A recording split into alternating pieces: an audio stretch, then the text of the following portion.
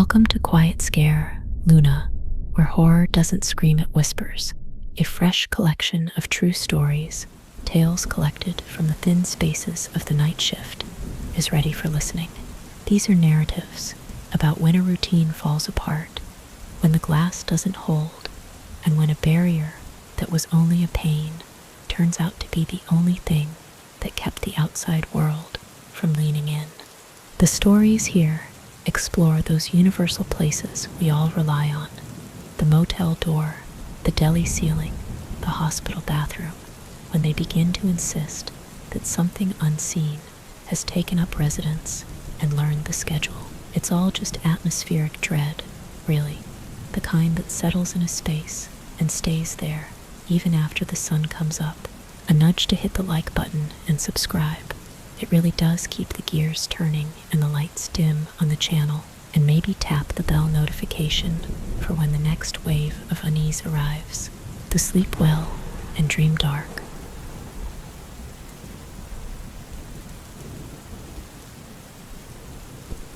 On winter nights, I liked the way the shop made its own weather.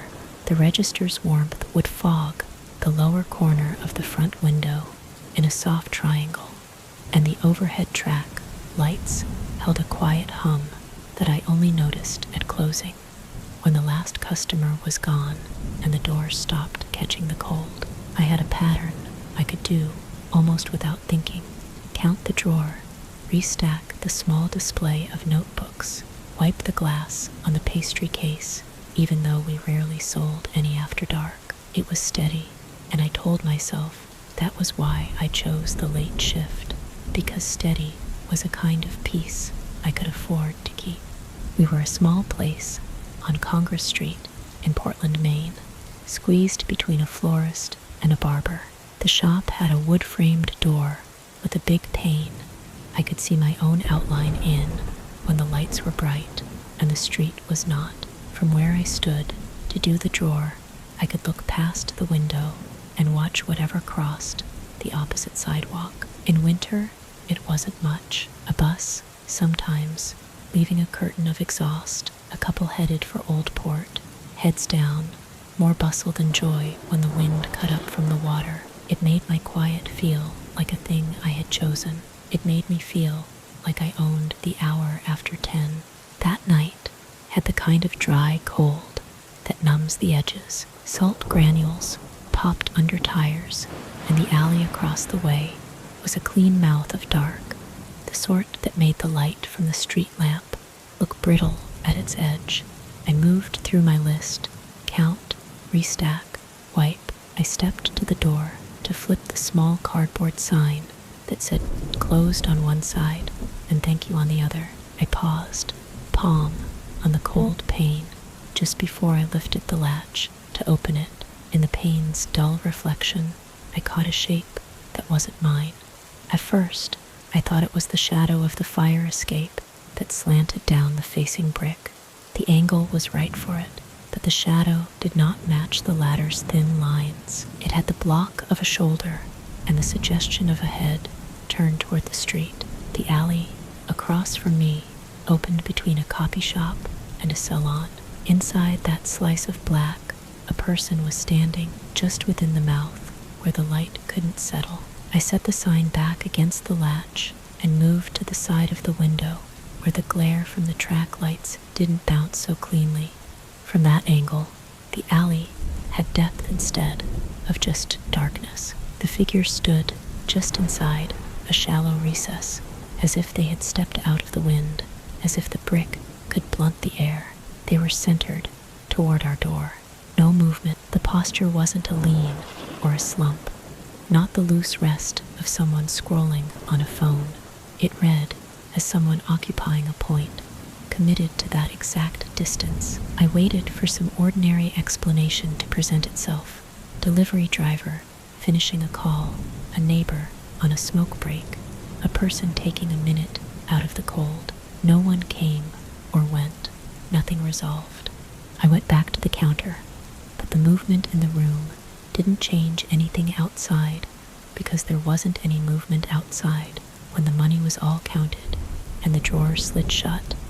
I let the quiet swell, thinking that I would hear the bus break down the block or the door from the florist jingle as someone left late. I heard the hum of the lights and the soft, irregular tapping of the old heater under the front display. I didn't hear the alley person shift, cough, shuffle.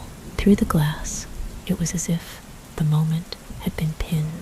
Normally, the last thing I did before turning the lights was step out to bring in the little A-frame chalkboard that we set on the sidewalk during the day. It was small, light, just a chalk map of our hours and a sketch of a cake one of the students drew to be funny the week we started carrying croissants. You could pick it up with 2 fingers on the top. I turned the deadbolt anyway and watched the alley while I moved my hand to the switch for the lights. The track went from bright to dim to a cold reflection of the street lamp in the pane. The figure stayed. I watched the seconds turn into a few minutes in the reflection of the digital clock on the register, and then into more than a few. Sometimes in the last hour, strangers startled in the glass and waved sheepishly when they realized I had seen them using the window to fix their hat or rub a smudge off a cheek. They performed the small apology of an exaggerated shrug, and I smiled in a way that said we shared the awkwardness. This was not that. The person across simply faced the spot where I stood. The glass gave me back my own narrow shoulders and the shape beyond, and between the two there was the street and its empty space. If anyone had been walking home, they might have taken the alley as a shortcut to get to Exchange Street. I told myself that.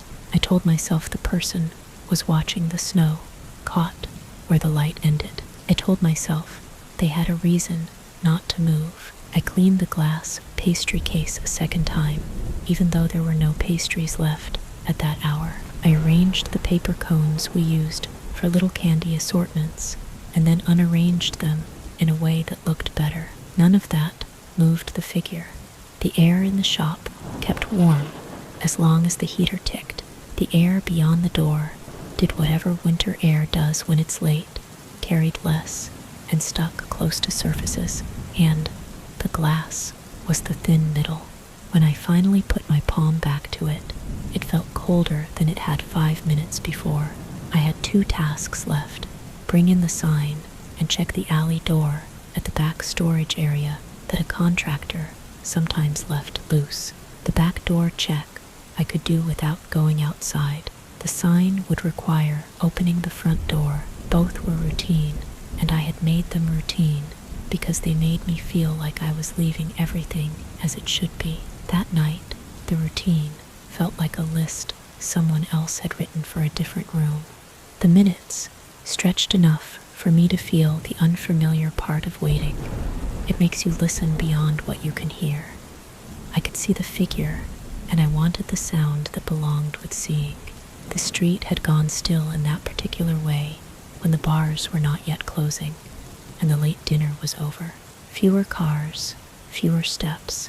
The glass returned my breath in a faint fan, and the lights made a small halo around the person across that was only visible when I leaned just so. And then the shape in the alley altered. It wasn't a step forward, or a turn, or a gesture I could attach meaning to.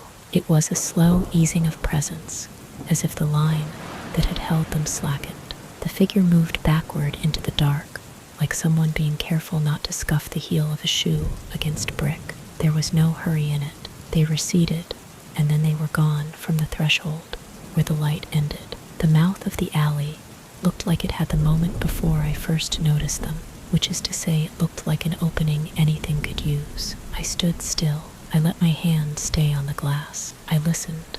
Through the pane, I expected the sound of their shoe catching grit, or the slight friction of a sleeve against brick. The glass was generous in what it would show back to me, but it gave me nothing to hear beyond what was already mine. Even when I pressed my ear to the cold and let the heater ticks collect behind me, there was only the simple fact of a barrier. It is a strange thing to realize the silence you are listening to is not a property of the night, but a property of a window. I stayed like that long enough for my breath to fog the corner and clear again twice. I turned on the light behind the counter and made a decision I had not made in 2 winters of this job. I left the sign outside. It was a small act of disobedience toward a part of myself I trusted, and I had to feel that to do it. The deadbolt was firm. I checked it twice. I took the path to the back room and laid my hand on the cold steel of the rear door, pressed until the latch pushed into its socket with a clean fit. I imagined the alley behind this building and compared it to the one across the street and decided not to turn the key to open and look. I had never decided that before. I usually walked home. It's not a long walk if the sidewalks are passable and your boots are good. Down Congress, cut toward Exchange, cross to avoid the worst drifts, even when the plows keep steady. I liked that 15 minutes because it cleaned out the day and made what was left sit quietly. I took out my phone, opened the app, and called for a car. The decision was simple. The app's little map was a different kind of glass that promised arrival by a tiny black icon inching along. I told myself I was being practical about cold, about time, about keeping the routine inside the shop instead of dragging it onto the street. The driver's headlights painted the front of the shop with 2 soft triangles and then slid away as he pulled past to wait where a car could pull in without double parking. I put on my coat and hat and clipped my bag closed, like that could keep anything out that mattered. The door was a brief transfer of cold, a rush that made the light inside look yellow. When I stepped onto the sidewalk, the air pulled at my face and the smell of salt came up from the ground in that faint mineral way.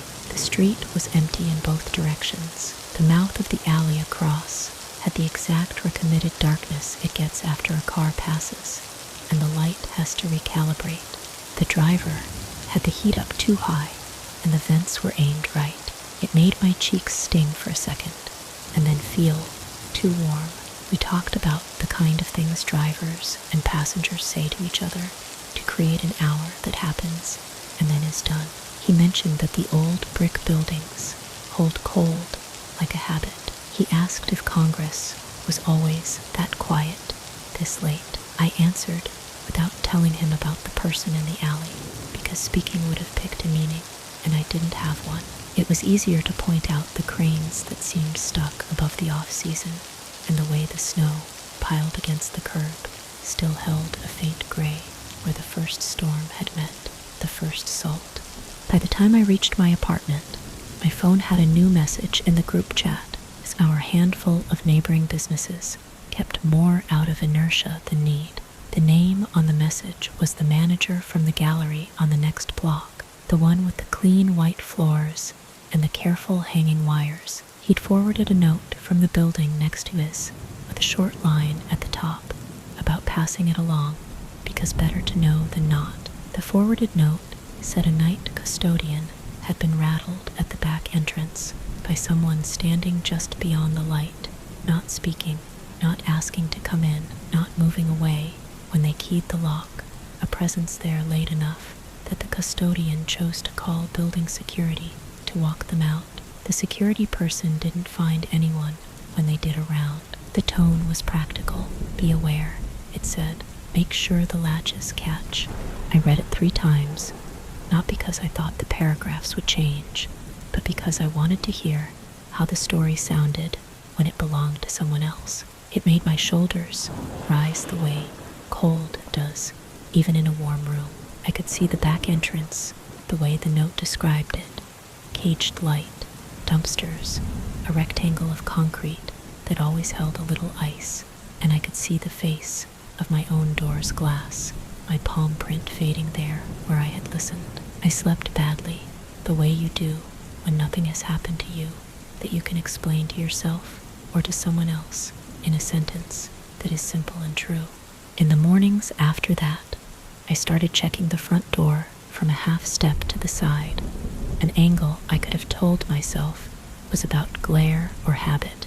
It wasn't. It was about keeping what was beyond from filling the pane too fully all at once. The routine stretched and took new shapes. I kept the light over the counter on when I did the back door check.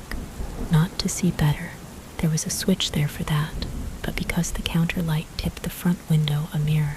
On other nights, I walked up to the alley at noon instead of midnight, just to give it a distance that the angle of the sun could manage. It was always an alley. It always would be. Sometimes the shadow looked like nothing you could occupy unless you were a direction and not a person. Sometimes I thought I could stand there for a half hour and not think to look up at a lit window across from me. I stayed on the late shift because there were reasons too. We were short-staffed. The edges of the day made other people tired in a way that made them less kind than they meant to be, and I found that the night made me gentler. I kept the sign indoors more often. I brought it in as soon as the last person left, before the hour tightened. I told myself that chalk washes clean easier when it's not in the salt mist. My boss didn't mind. The hours they cared about had nothing to do with chalk. When I asked myself why that night had lodged in me in a way other nights hadn't, I thought about the glass. That pane at the front did not promise protection, just a kind of filter. It let light through and kept air out and made everything honest in one way and changed in another. I could see everything I needed to see, but I couldn't add the sounds I wanted, which meant I couldn't prove the ordinary to myself. The person across could have been anyone and anything ordinary. They could still be, but the night pressed that possibility to the glass and told me to pick a behavior before I picked a meaning. Sometimes it's the act of leaving something undone that changes the shape of your days. The A-frame sign was painted with 2 carelessly drawn stars in its top corners, and on most nights I liked wiping one corner and leaving the other as a little continuity. The night I left it out, I gave myself permission to change the list. After that, any list I wrote for closing began with the doors and the windows. I made friends with thresholds because you can stand at a threshold and decide both ways. That's what I told myself. I didn't tell anyone else because I did not know where to put it in a sentence that wouldn't make it sound like I believed something I didn't. A week later, I met the gallery manager on the sidewalk. It was mid-afternoon, and flurries were in the air, the kind that don't stick, but make people tilt their heads up, like the sky has said something unexpected. He mentioned the forwarded note, the way those things circulate once, and then stop, unless someone is careless enough to hit reply all. We spoke about different stores closing early for storms, and about the new bakery that had opened 2 doors down with the croissants that were better in the morning than the afternoon. It might have been the first time I told someone the small, uninteresting version that I had called a car instead of walking home one night. It was the kind of admission you can make without having to say why. He nodded. We agreed. Winter makes everyone slightly different. That winter ran out the way. It always does, with patches of snow holding on where the sun can't reach, and the first sloppy days that make the sidewalks treacherous in a new way. I still worked late. I still liked it. Quiet. Stayed quiet. But it was the kind of quiet you watch. When I pushed the deadbolt, I pictured the outline of someone in a doorway across from me, and I let that image run long enough to tell me what to do next. In the mornings, unlocking, I pressed my palm to the glass and held it there and listened the way you do when you're trying to feel whether the temperature falls on your skin from the air or comes up through the bone. I do that now because it makes me pause on purpose, and because sometimes the pain shows me another version of my own outline leaning in from the room. It's just the reflection, but it is a second watcher. If I have to choose what I keep from that night, I keep the idea that there should be 2 of me at a door, the one who opens it and the one who listens before the latch turns.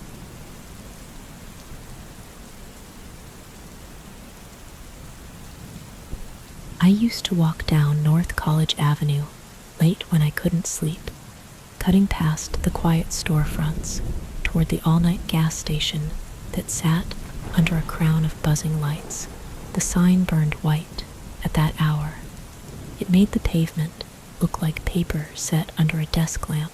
I went for the ordinary reasons: salt, something sweet, an excuse to move my legs and mark a day as complete, and because there was comfort in a place that stayed open when everything else shut down.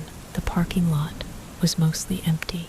The air smelled like cold rubber and spilled soda, and the sliding glass door gave me a perfect view straight through to the counter, the fridges along the back, the aisle where they kept the chips. Inside, the hum from the coolers felt steady enough to lean on. A newsstand by the door sagged with free real estate booklets. A few napkins had fanned themselves from a dispenser near the coffee machines, curling up at the corners. On the counter, a thin tail of receipt paper hung like a pale ribbon snagged on the tooth of the printer. That detail always made me think about the small things that run stores: belts, seals, rolls, things that wear down and need replacing. It made me feel safe to notice them, like I could predict how my night would go by, glancing at a countertop. I took a lap that I had taken 100 times, even when I'd only been living in Fort Collins a few months. There was a rack of jerky that always smelled faintly of soy. There was the low barrel where they piled discount candy. There were the refrigerators with their glass doors glazed by the difference between room and cold. I put a bottle of seltzer and a bag of chips on the counter, and I dug in my coat pocket for my card. The clerk had been there other late nights too. He was a tall man with a face that didn't seem to settle. When he looked at you, his mouth pulled into the idea of a smile, but never held it long enough to be an expression. He lifted my items without hurry and nudged the scanner toward them. The register screen threw off a pale glow that made his skin look waxy. I slid my card toward the reader. The little terminal blinked a request for the chip. The receipt paper tail trembled in the small draft from the door. It wasn't much, the kind of movement you'd miss if you weren't already watching. As the scanner beeped, the clerk's eyes glanced not at the items, not at my hands, but over my shoulder toward the glass doors. It could have been nothing. I got enough wrong in my head to know not to trust single-line stories. Still, the look stuck to me. Then the printer gave a short, dry cough. The paper advanced a little, and he let that half-smile settle. "We just are out," he said, chin-tipping at the machine. "Let me grab a roll." He didn't wait for me to agree. He flicked the till closed with a firm push and stepped away from the counter. The path behind him dogleg past a coffee station into a short hallway I hadn't noticed before, a slice of darkness with a door left open on shadows. He moved into it without turning on a light. It looked like the kind of back room that only needed illumination while a manager counted cash. I had my card half-seated in the reader, chip facing up. I caught myself with my hand on it, as if I'd been about to let go of something I needed. It wasn't a new thought to leave a card in a machine. I'd done it before. Even you get distracted. You walk away. You come back. People put your card behind the counter and hand it back with a comment about being careful. That was the normal range of things. The door at the entrance trembled when someone tugged at the handle outside, then slid open, except there was no tug. The door was an automatic slider. It had a motion sensor that saw you and parted the glass. So what I felt wasn't the door moving. It was the tick of a draft coming from somewhere else, and the paper tail did a small dance in it.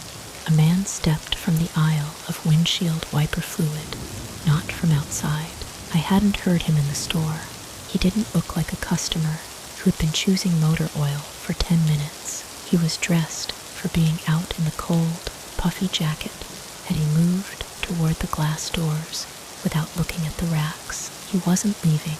He was approaching the door from the inside to examine it. I knew this because he lifted his hand and rubbed a thumb along the oval lock housing on the aluminum frame, where a thumb-turned deadbolt sat above a small keyed cylinder. He studied the thin metal bar of the push device that spanned the center. He put his palm on the push bar like a person testing a hinge. There are moments that work like matches.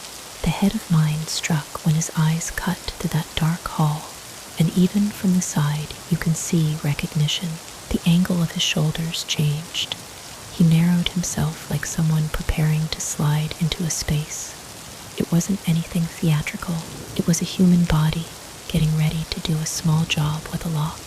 I'd set the chips where customers set their things, in the square that marks the counter as shared. The card was in the reader, pinched between my thumb and forefinger.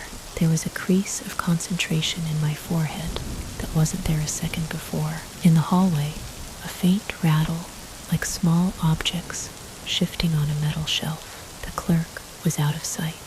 I didn't want to make a scene if I was wrong. I also didn't want to be wrong the other way. I thought about the 90 seconds it would take to change a roll of paper, about the fact that the receipt had tried to print and failed right when I walked up, about the way the man at the door hadn't looked at my face. I thought about the glass door, how it slid, and how there was nothing preventing a person from putting a bolt into place that made it not slide at all. The push bar was supposed to let you exit in a fire, but older stores had ways of jamming things that were meant to keep people moving. I pulled my card from the reader and put it in my pocket. It wasn't a big move. The chips stayed. The seltzer stayed. The card wasn't screaming to be hidden, but a small tension in my thumb eased when it vanished into my coat. The man at the door turned the deadbolt 3 degrees, like he was testing how the metal met itself. He kept his hand low, between the rail and the edge of the glass, which meant if someone was looking straight, they wouldn't see his fingers at work. His other arm drifted up, like he might use his elbow to brace the bar. He didn't glance at me. He looked at the lock, like a person looks at a faucet. They've been told drips if you don't find the exact angle. "Hey," the clerk called from the hallway, and I felt the spoken word like a footfall, even though it was quiet. Almost got it. It was small, the call, someone making work noise, so the person at the counter would think nothing was wrong.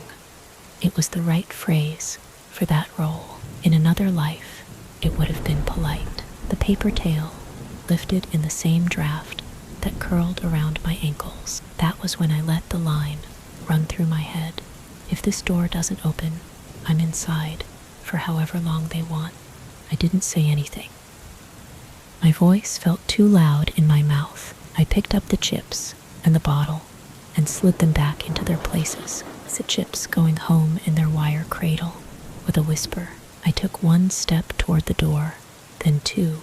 My feet knew the line between not hurrying and not lingering, and I walked that line like it was painted. The man's forearm hovered near the push bar, his fingers near the deadbolt. He smelled faintly of tobacco and laundry powder. Up close, the inside of the lock had hairline scratches from other keys that missed before they hit. When I raised my hand toward the bar, he watched my wrist. It should have been nothing. It was a door. It was meant to be used, but his attention had the weight of someone waiting for a cue. That small attention pooled and made a shape I couldn't ignore.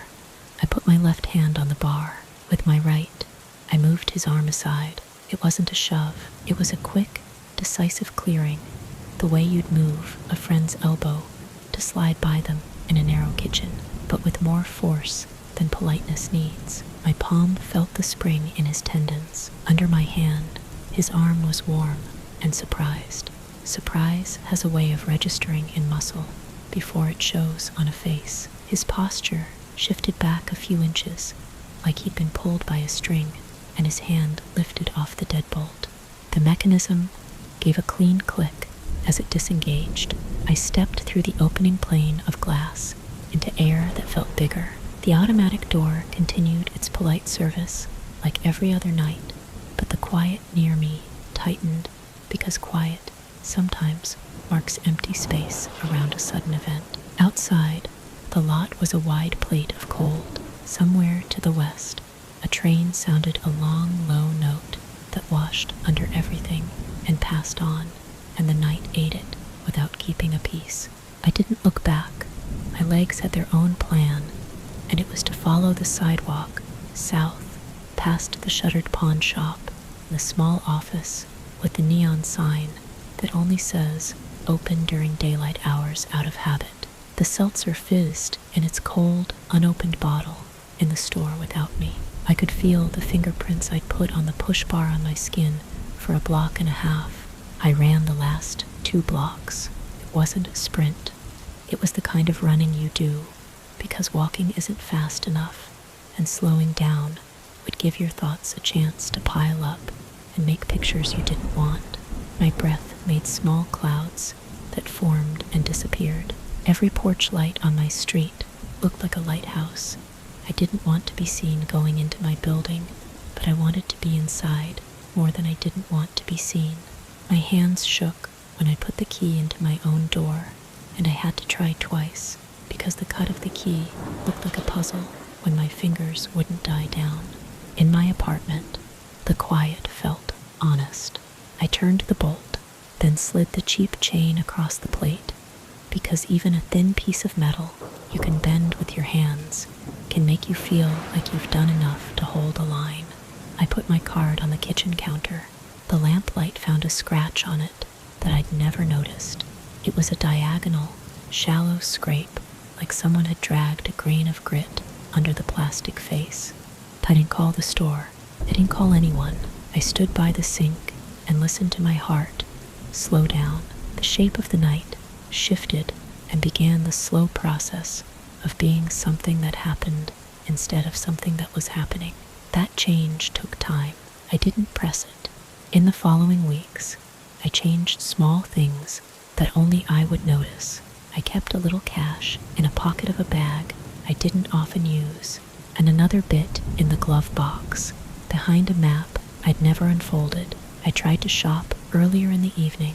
If I went out late, I kept my card in my hand until I needed it, and back in my pocket as soon as I could. I stood in line near the end of the counter so I could see the hall that led to the back of any store.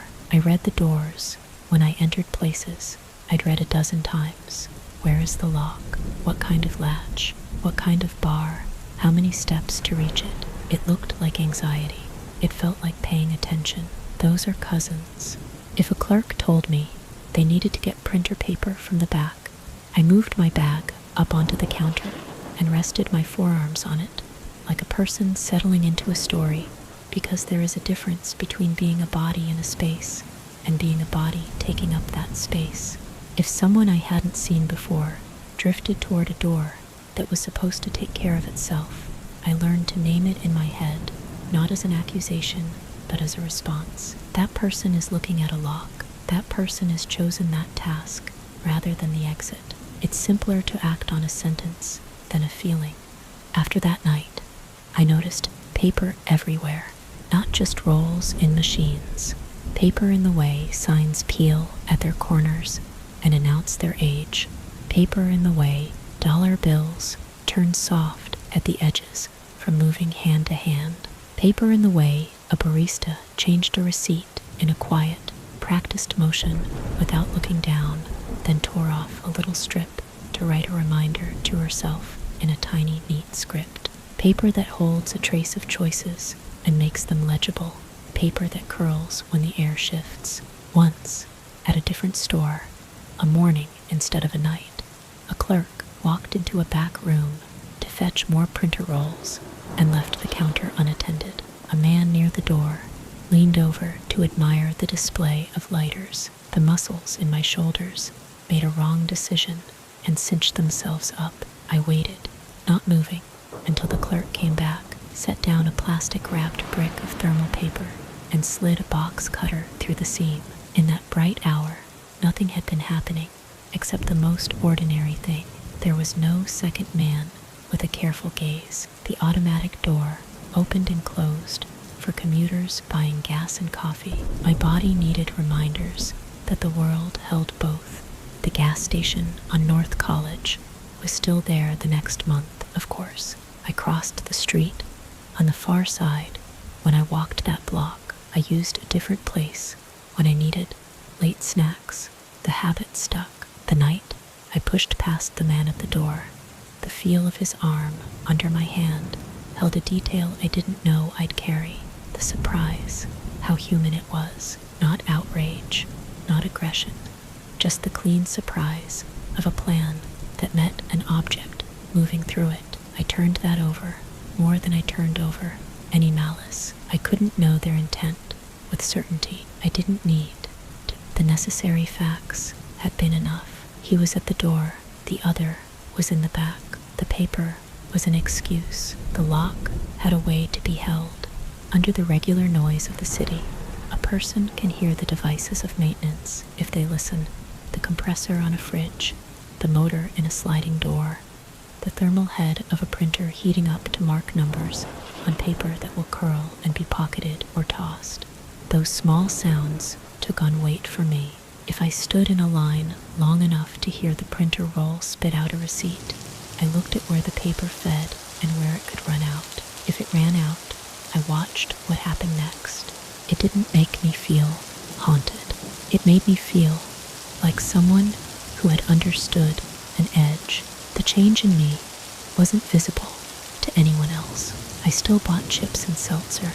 Just earlier, I still walked when I couldn't sleep, just on the other side of the street, past a bus stop where flyers layered themselves and the top sheet lifted in the wind. On clear winter nights, the air in Fort Collins has a quality of paper itself, thin, crisp, easy to crease with breath. I learned to mind how it moved around me. The rest of it, the plans of strangers, the possibility of being held in a place by a shut door, stayed where it belonged, in a file inside me, with a name I could read quickly and close when I needed to.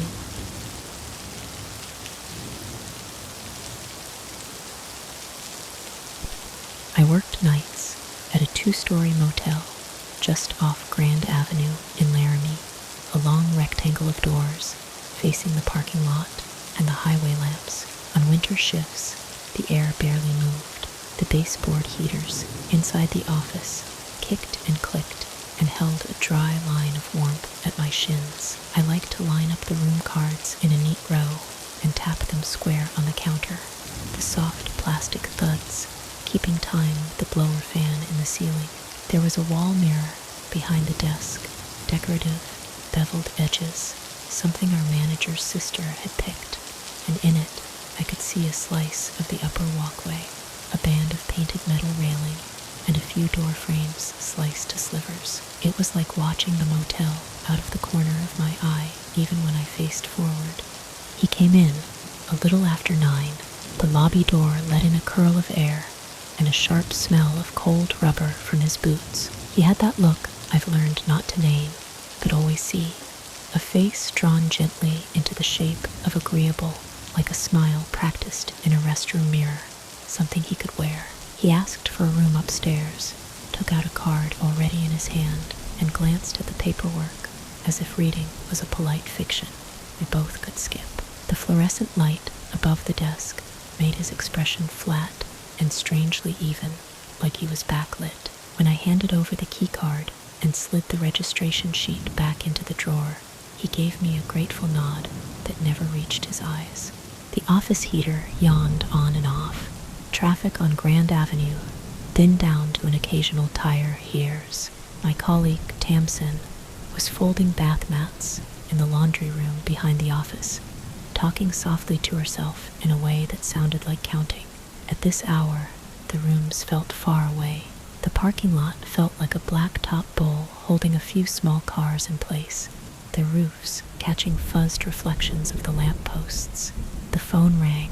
The board on the handset showed front desk, as if I had dialed myself. That happens, sometimes, when guests press the wrong line button and bounce their call through.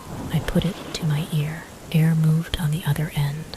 It wasn't voice, it had a slow rhythm to it, the kind of measured breathing you hear when someone holds a receiver a little too close. Then a small scrape came through, metallic and fingertip light, like a thin disc turning against a door. A peephole cover eased aside and put back. I said the greeting we always say. No one answered. The breath and the slight scratch continued, then ended with a gentle plastic tap, and the line went quiet. Finch set the handset down and listened to the heater. The mirror behind the desk caught a shape at the edge. In that beveled strip of the upper walkway, a man stood at an angle to a door with his head tipped toward it, not in front of his own room. His shoulders were rounded in concentration in that open cold. I turned my head to look for him directly, but that angle was gone. When I faced the glass again, he had stepped away, and I was looking at an empty wedge of railing. There are ordinary explanations for ordinary things on a winter night. People get turned around.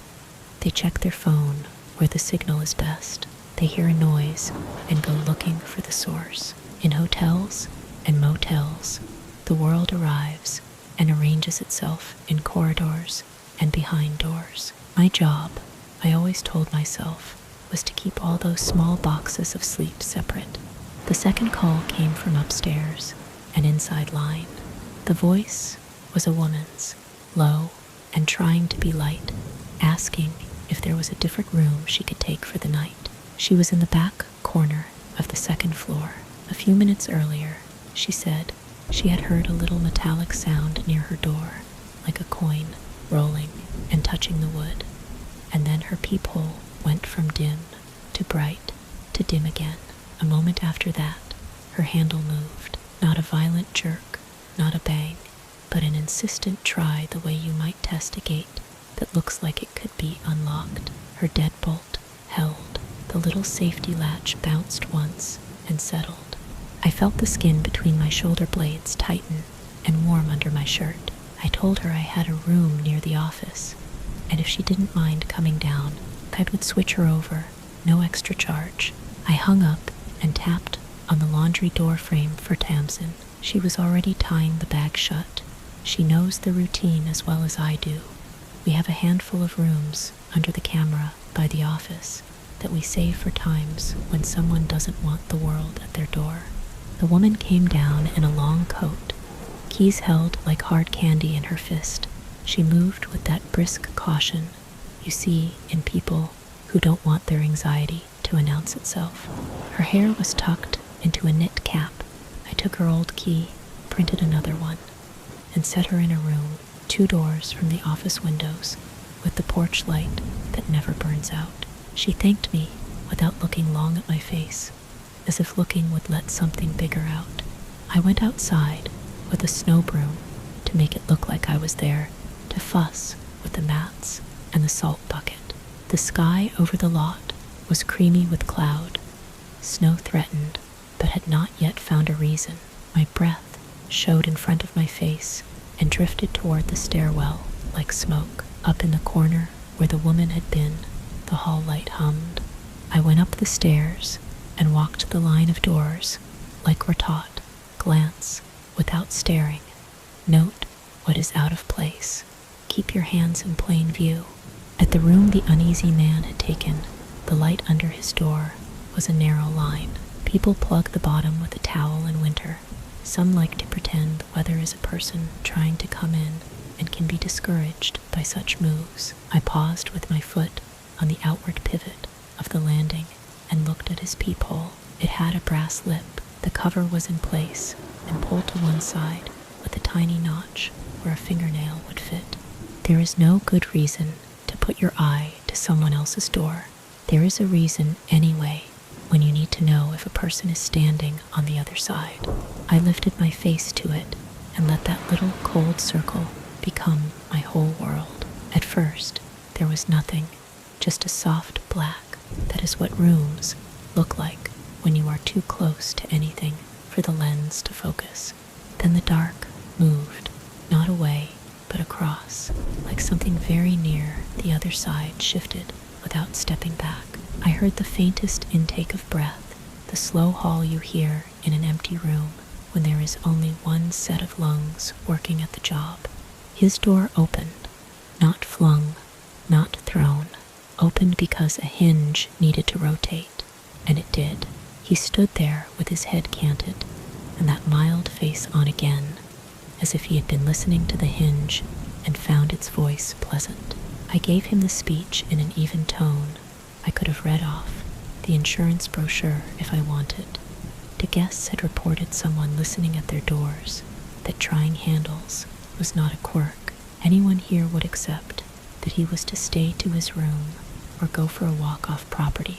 He smiled without smiling and said a thing people say when they want to make you feel you have reached too far, that a mistake must have been made. Then he let a foggy little hint slip, just a breathy suggestion that he could make things complicated for me with people who keep lists and ratings. The words didn't matter so much as the idea that he wanted me to picture him as a problem not worth the chase. I told him plainly what would happen if I heard one more complaint. There would be a call. A deputy would swing by. He would be advised that we value quiet and safety over any possible misunderstanding. It is a motel, not an experiment in boundaries. His eyes flicked to the end of the walkway, as if the patrol car were already there. Back in the office, Tamsin asked me with her eyes, and I nodded once. She went into the laundry room and then came right back with her jacket half on. She stays close when the tone changes. I picked up the phone, dialed our non-emergency number, and spoke to the dispatcher. I asked if a cruiser could pass through. We don't ask for more than we need. A pass is often enough. The dispatcher took the address and the situation and told me all the words they tell you that add up to yes. While I waited, I watched the mirror. The beetle black band of railing held no one.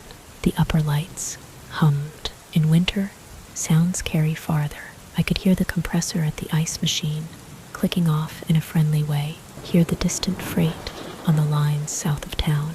On the phone line, the ghost call did not come back. The heater breathed. I could feel that little gold circle of the peephole still on my face, a pressure ring that didn't go away even after I rubbed my eyebrow with the back of my hand. The deputy pulled through the lot in a slow, deliberate loop. They did not come in. They didn't need to. The patrol car paused under the upstairs walkway with the light bar dark, and the engine sent up a soft tremble into the metal stairs. Then it eased to the street and idled long enough that anyone with a curtain would think to look. That kind of attention is a message people read. A few minutes later, the upstairs door opened and shut. Footsteps crossed and then stopped. I braced myself for another call from the corner room, but the phone stayed still. Through the mirror, I saw a shoulder pass out of frame and not return. Someone went down the far stairwell and onto the sidewalk toward the highway. The glass fogged and cleared with my breath. It is a job, and it is my job to stay and count the beats between ordinary noises. Tamsin sat at the office computer and put in the housekeeping charts for the morning. She pretended to need to check the printer near the front door so she could look out. That is another part of the job, making concern look like routine. I walked the lower walkway every quarter hour. I bent to adjust the rubber mat at the threshold of the office because a corner had rolled under itself and made a little lump you could trip on. Near midnight, the phone at the front rang once and stopped, as if someone had pressed the wrong button on their bedside clock. I set a fresh pot to brew in, back with that old plastic coffee maker no one likes, and the coffee smell chased the cold away for a while. The hum of the drink machine in the vending alcove sounded like an insect trapped in a glass. And I saw him again in the mirror. Only the sleeve of his jacket and the edge of his jaw as he stood too deep in the corner to show much more. He was turned not toward the woman's new door, but toward one of the empty rooms we keep dark as a buffer near the stairwell. My skin slid cold and then cooled again. In the glass, he looked like he was leaning into a fact he was trying to hear. Then he stepped back, and I watched the black window go square again. I could have walked back up there and stood in front of him and made an argument about rules and the nature of being a guest. You learn to measure when that helps and when it folds your authority in half. Instead, I opened the office door so it rested against the doorstop and left it like that. The camera I had switched to the big monitor showed the upper walkway, now in an ugly gray. If the open office door said anything, it said that the person with the keys was awake. The woman in the office near room slept. I could tell by the way the hall light held steady under her door. The upstairs line stayed quiet. The mirror behaved, showed only railing and the part of a stucco wall. I have stared at enough to know the exact shape of a hairline crack near a screw cap.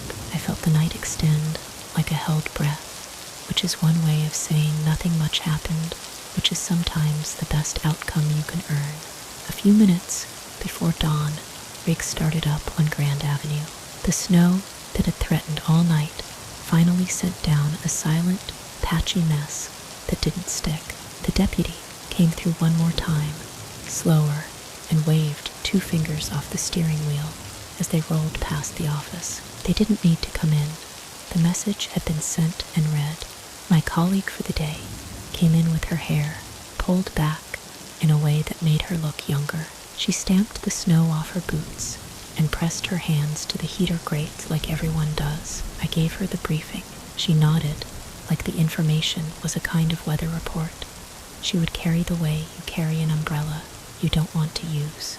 The man checked out with a blandness that felt practiced. He had a bag that looked soft and new.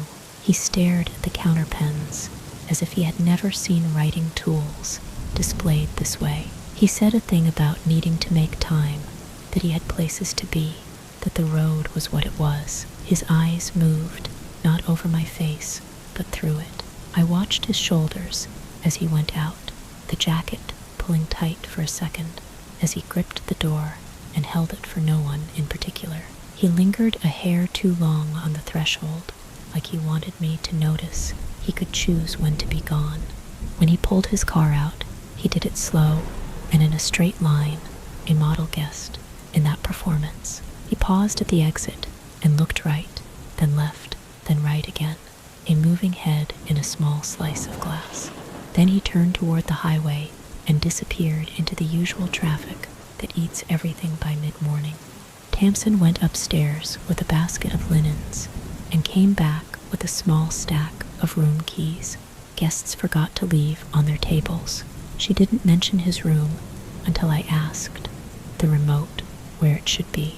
The towels stacked on the vanity, the way only certain kinds of people stack them, tight little bricks in a row. Nothing wrong, nothing you could show.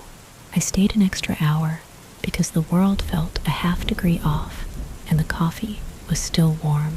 The mirror held the walkway. In it, the corner where the woman had been now showed only sun on painted stucco and a line of light under a safe door. I went out with a broom and swept salt that didn't need sweeping, letting the plastic bristles scratch a steady human sound into the morning. You can call it vigilance if you want. It felt like making the air move where it hadn't moved enough in the night.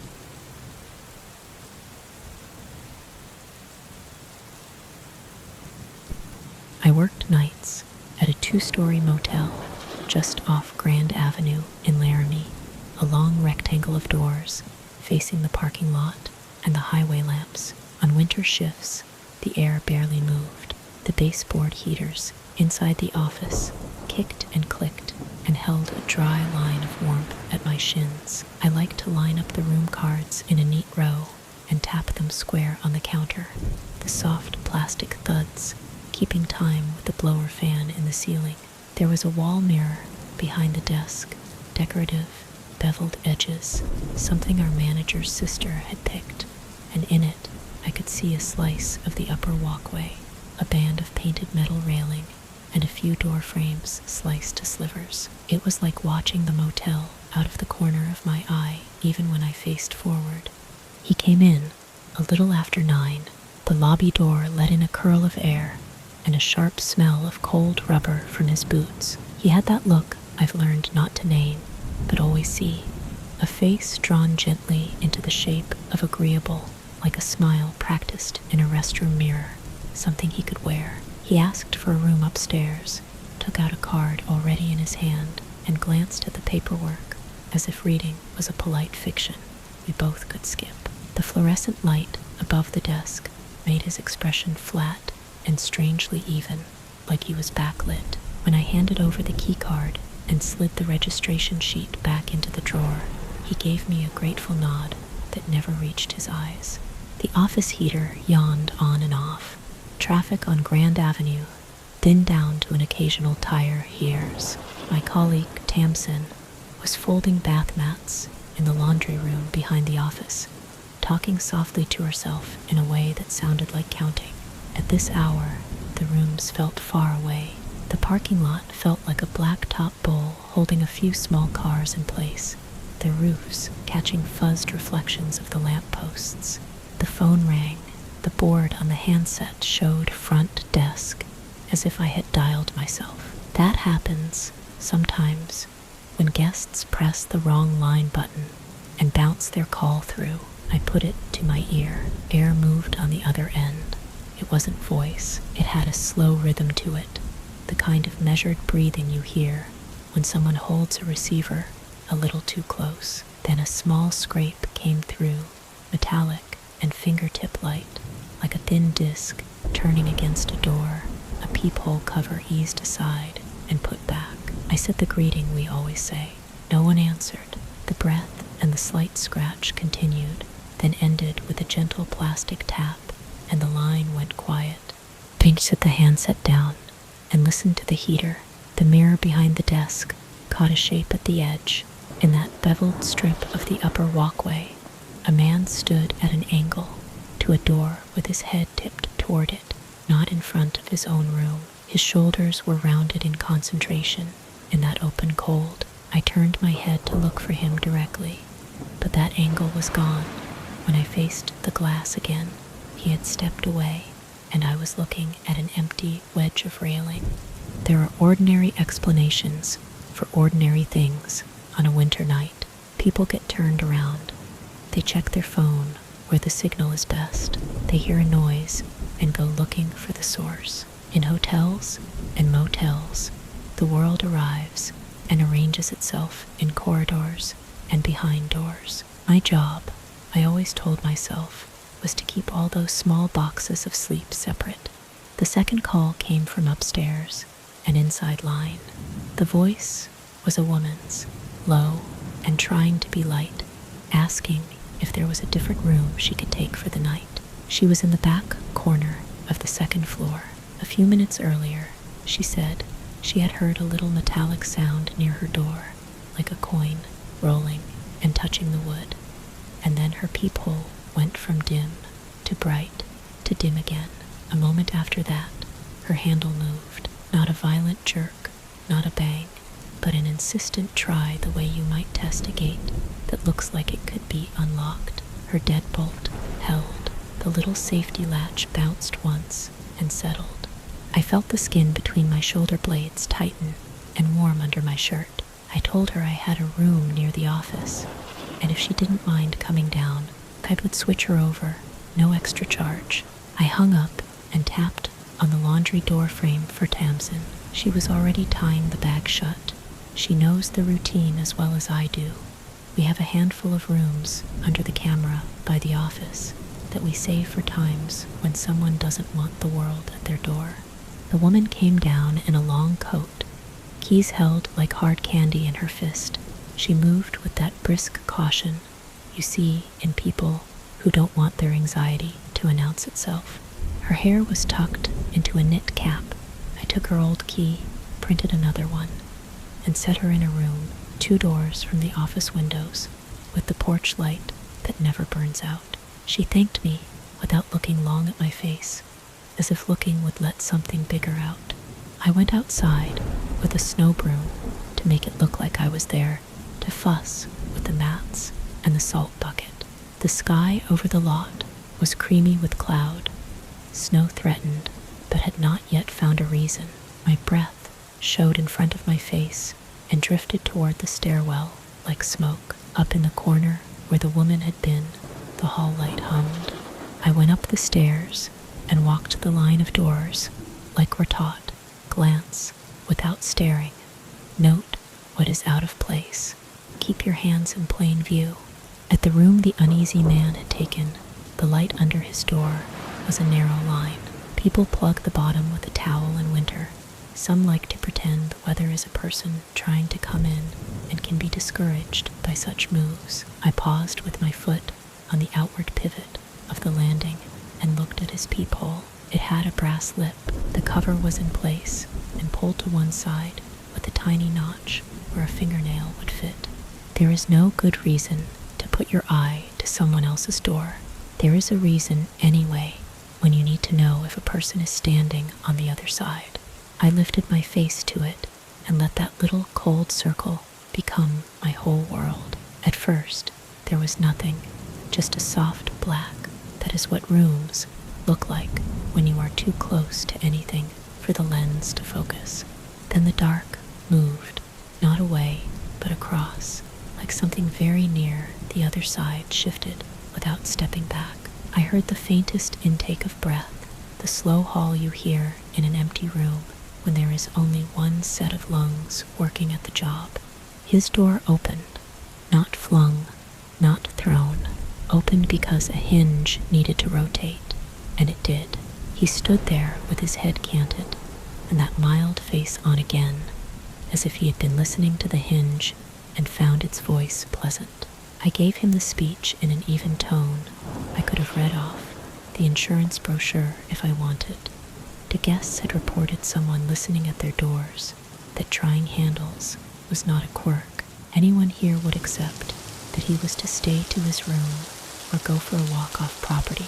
He smiled without smiling and said a thing people say when they want to make you feel you have reached too far, that a mistake must have been made. Then he let a foggy little hint slip, just a breathy suggestion that he could make things complicated for me with people who keep lists and ratings. The words didn't matter so much as the idea that he wanted me to picture him as a problem not worth the chase. I told him plainly what would happen if I heard one more complaint. There would be a call. A deputy would swing by. He would be advised that we value quiet and safety over any possible misunderstanding. It is a motel, not an experiment in boundaries. His eyes flicked to the end of the walkway, as if the patrol car were already there. Back in the office, Tamsin asked me with her eyes, and I nodded once. She went into the laundry room and then came right back with her jacket half on. She stays close when the tone changes. I picked up the phone, dialed our non-emergency number, and spoke to the dispatcher. I asked if a cruiser could pass through. We don't ask for more than we need. A pass is often enough. The dispatcher took the address and the situation and told me all the words they tell you that add up to yes. While I waited, I watched the mirror. The beetle black band of railing held no one. The upper lights hummed. In winter, sounds carry farther. I could hear the compressor at the ice machine clicking off in a friendly way, hear the distant freight on the lines south of town. On the phone line, the ghost call did not come back. The heater breathed. I could feel that little gold circle of the peephole still on my face, a pressure ring that didn't go away even after I rubbed my eyebrow with the back of my hand. The deputy pulled through the lot in a slow, deliberate loop. They did not come in. They didn't need to. The patrol car paused under the upstairs walkway with the light bar dark, and the engine sent up a soft tremble into the metal stairs. Then it eased to the street and idled long enough that anyone with a curtain would think to look. That kind of attention is a message people read. A few minutes later, the upstairs door opened and shut. Footsteps crossed and then stopped. I braced myself for another call from the corner room, but the phone stayed still. Through the mirror, I saw a shoulder pass out of frame and not return. Someone went down the far stairwell and onto the sidewalk toward the highway. The glass fogged and cleared with my breath. It is a job, and it is my job, to stay and count the beats between ordinary noises. Tamsin sat at the office computer and put in the housekeeping charts for the morning. She pretended to need to check the printer near the front door so she could look out. That is another part of the job, making concern look like routine. I walked the lower walkway every quarter hour. I bent to adjust the rubber mat at the threshold of the office because a corner had rolled under itself and made a little lump you could trip on. Near midnight, the phone at the front rang once and stopped, as if someone had pressed the wrong button on their bedside clock. I set a fresh pot to brew in, back with that old plastic coffee maker no one likes, and the coffee smell chased the cold away for a while. The hum of the drink machine in the vending alcove sounded like an insect trapped in a glass. And I saw him again in the mirror. Only the sleeve of his jacket and the edge of his jaw as he stood too deep in the corner to show much more. He was turned not toward the woman's new door, but toward one of the empty rooms we keep dark as a buffer near the stairwell. My skin slid cold and then cooled again. In the glass, he looked like he was leaning into a fact he was trying to hear. Then he stepped back, and I watched the black window go square again. I could have walked back up there and stood in front of him and made an argument about rules and the nature of being a guest. You learn to measure when that helps and when it folds your authority in half. Instead, I opened the office door so it rested against the doorstop and left it like that. The camera I had switched to the big monitor showed the upper walkway, now in an ugly gray. If the open office door said anything, it said that the person with the keys was awake. The woman in the office near room slept. I could tell by the way the hall light held steady under her door. The upstairs line stayed quiet. The mirror behaved, showed only railing and the part of a stucco wall. I have stared at enough to know the exact shape of a hairline crack near a screw cap. I felt the night extend like a held breath, which is one way of saying nothing much happened, which is sometimes the best outcome you can earn. A few minutes before dawn, rigs started up on Grand Avenue. The snow that had threatened all night finally sent down a silent, patchy mess that didn't stick. The deputy came through one more time, slower, and waved 2 fingers off the steering wheel as they rolled past the office. They didn't need to come in. The message had been sent and read. My colleague for the day came in with her hair pulled back in a way that made her look younger. She stamped the snow off her boots and pressed her hands to the heater grate like everyone does. I gave her the briefing. She nodded, like the information was a kind of weather report. She would carry the way you carry an umbrella you don't want to use. The man checked out with a blandness that felt practiced. He had a bag that looked soft and new. He stared at the counter pens as if he had never seen writing tools displayed this way. He said a thing about needing to make time, that he had places to be, that the road was what it was. His eyes moved, not over my face, but through it. I watched his shoulders as he went out, the jacket pulling tight for a second as he gripped the door and held it for no one in particular.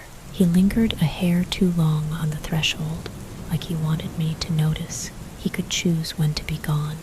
When he pulled his car out, he did it slow and in a straight line, a model guest in that performance. He paused at the exit and looked right, then left, then right again, a moving head in a small slice of glass. Then he turned toward the highway and disappeared into the usual traffic that eats everything by mid-morning. Tamsin went upstairs with a basket of linens and came back with a small stack of room keys guests forgot to leave on their tables. She didn't mention his room until I asked, the remote, where it should be. The towels stacked on the vanity, the way only certain kinds of people stack them, tight little bricks in a row. Nothing wrong, nothing you could show. I stayed an extra hour because the world felt a half degree off, and the coffee was still warm. The mirror held the walkway. In it, the corner where the woman had been now showed only sun on painted stucco and a line of light under a safe door. I went out with a broom and swept salt that didn't need sweeping, letting the plastic bristles scratch a steady human sound into the morning. You can call it vigilance if you want. It felt like making the air move where it hadn't moved enough in the night.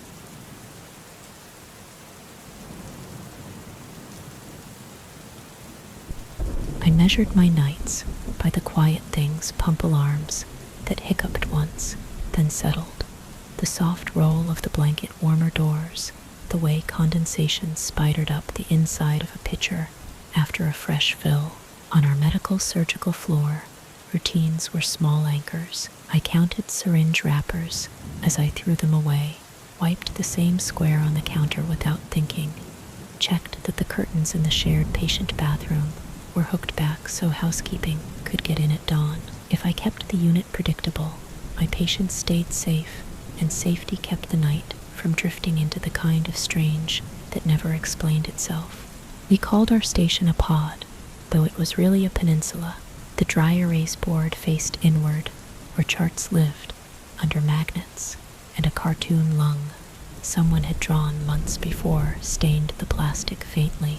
The staff bathroom sat 2 doors down from the station, a repurposed supply closet with a stiff latch, and the shared patient bathroom backed to it, a tiled rectangle with a shower stall that drained too slowly most nights. The crash cart, red and gilt-heavy, lived on a tape rectangle we had measured to the inch after an audit. All of this sat inside a larger hum.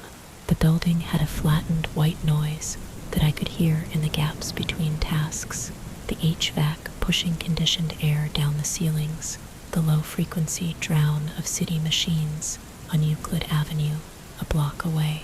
The first time that shower ran, it sounded like someone clearing a throat, a sudden rush, an uneven splatter, then a steady pressure building into the room with a hiss. I assumed a patient had gotten up without calling. It was past midnight, and my census was full of the small urgencies that keep people awake. Pain poorly timed, nausea that refused to take the hint. I went to the bathroom, expecting a sheepish apology and a towel request. The curtain was already tied back, the stall valve knob cranked to hot, steam unfurling into the cool hallway. The floor outside was dry.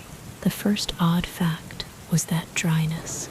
I turned the water off and left the curtain open again, tucked the tie a little tighter. I noted it on our jammed legal pad so the morning crew would know to call maintenance. Noise came in waves that night.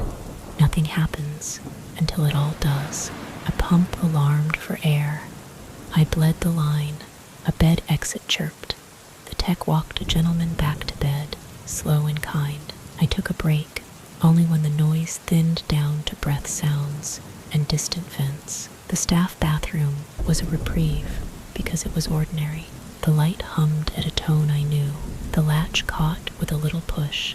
I sat, let the weight in my lower back ease, let my attention unhook for a heartbeat.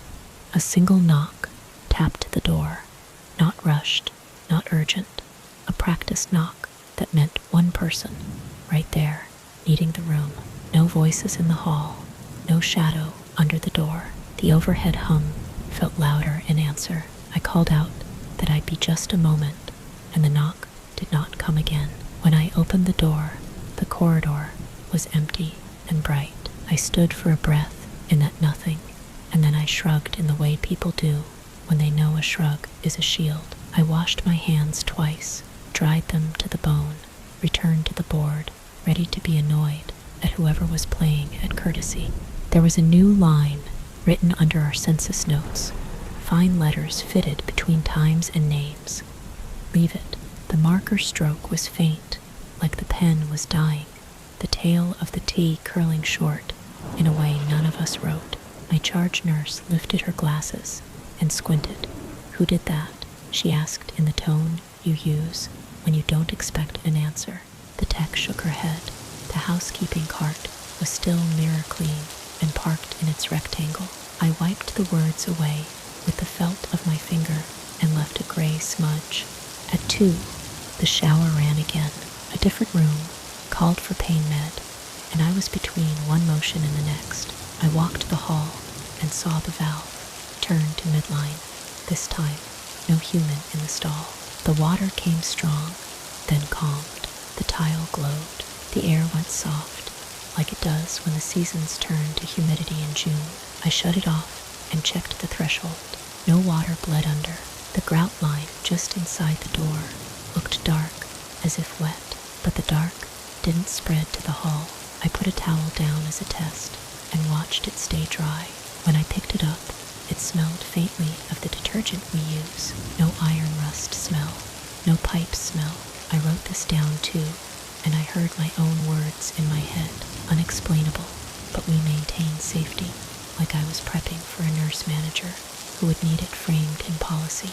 A patient's wife arrived shortly after 3, wearing a winter coat she didn't need in spring, clutching her handbag like a carrier for live birds. She had gone home to rest and could not. On our floor, families were allowed in the edges of the night if they kept it quiet. She went into her husband's room, then 10 minutes later leaned into the hall and found me. Her voice was low, polite, Midwest, careful. "I'm so sorry, but is someone in that bathroom, the one across from us? I thought I saw a man go in without shoes. My husband is sleeping, and I didn't want to wake him. I told her I'd take care of it.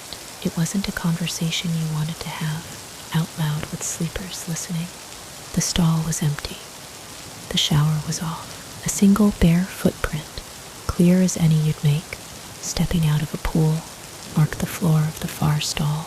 Toes, pad, heel, a little gap where a second toe lifted. It wasn't wet so much as printed. The tile around it didn't carry beads. No second step carried it toward the door. I stood ready to be annoyed again. My other shield, and then something in me shifted to professional. A footprint on a bathroom floor doesn't need a mood. It needs a plan. I called the charge. She came quick and quiet, and we just took in the print like it was a lab value. The tech fetched housekeeping, and the housekeeper stood in the doorway and didn't cross. She looked at the footprint, and then at the mirror, and then at me. "You want me to mop or leave?" she asked. Her mop was new, the cottontails white. I thought about infection control, and I thought about that dry towel and how the water didn't move, as if gravity had temporarily stepped out. We left it. I don't know why that felt like the safer choice. We posted a makeshift sign, "Do not use." We put gowns across the threshold, the way we do when a room is on isolation precautions. Not because isolation applied, but because it meant people would pause. The shower did not run again. That hour, my stomach felt like I'd drunk coffee too fast. Around 4, the stillness cut as a flow again. We were all at the station charting in that synchronized way that happens deep in the night when each person's chart clicks into a different field at the same time. I didn't even look up.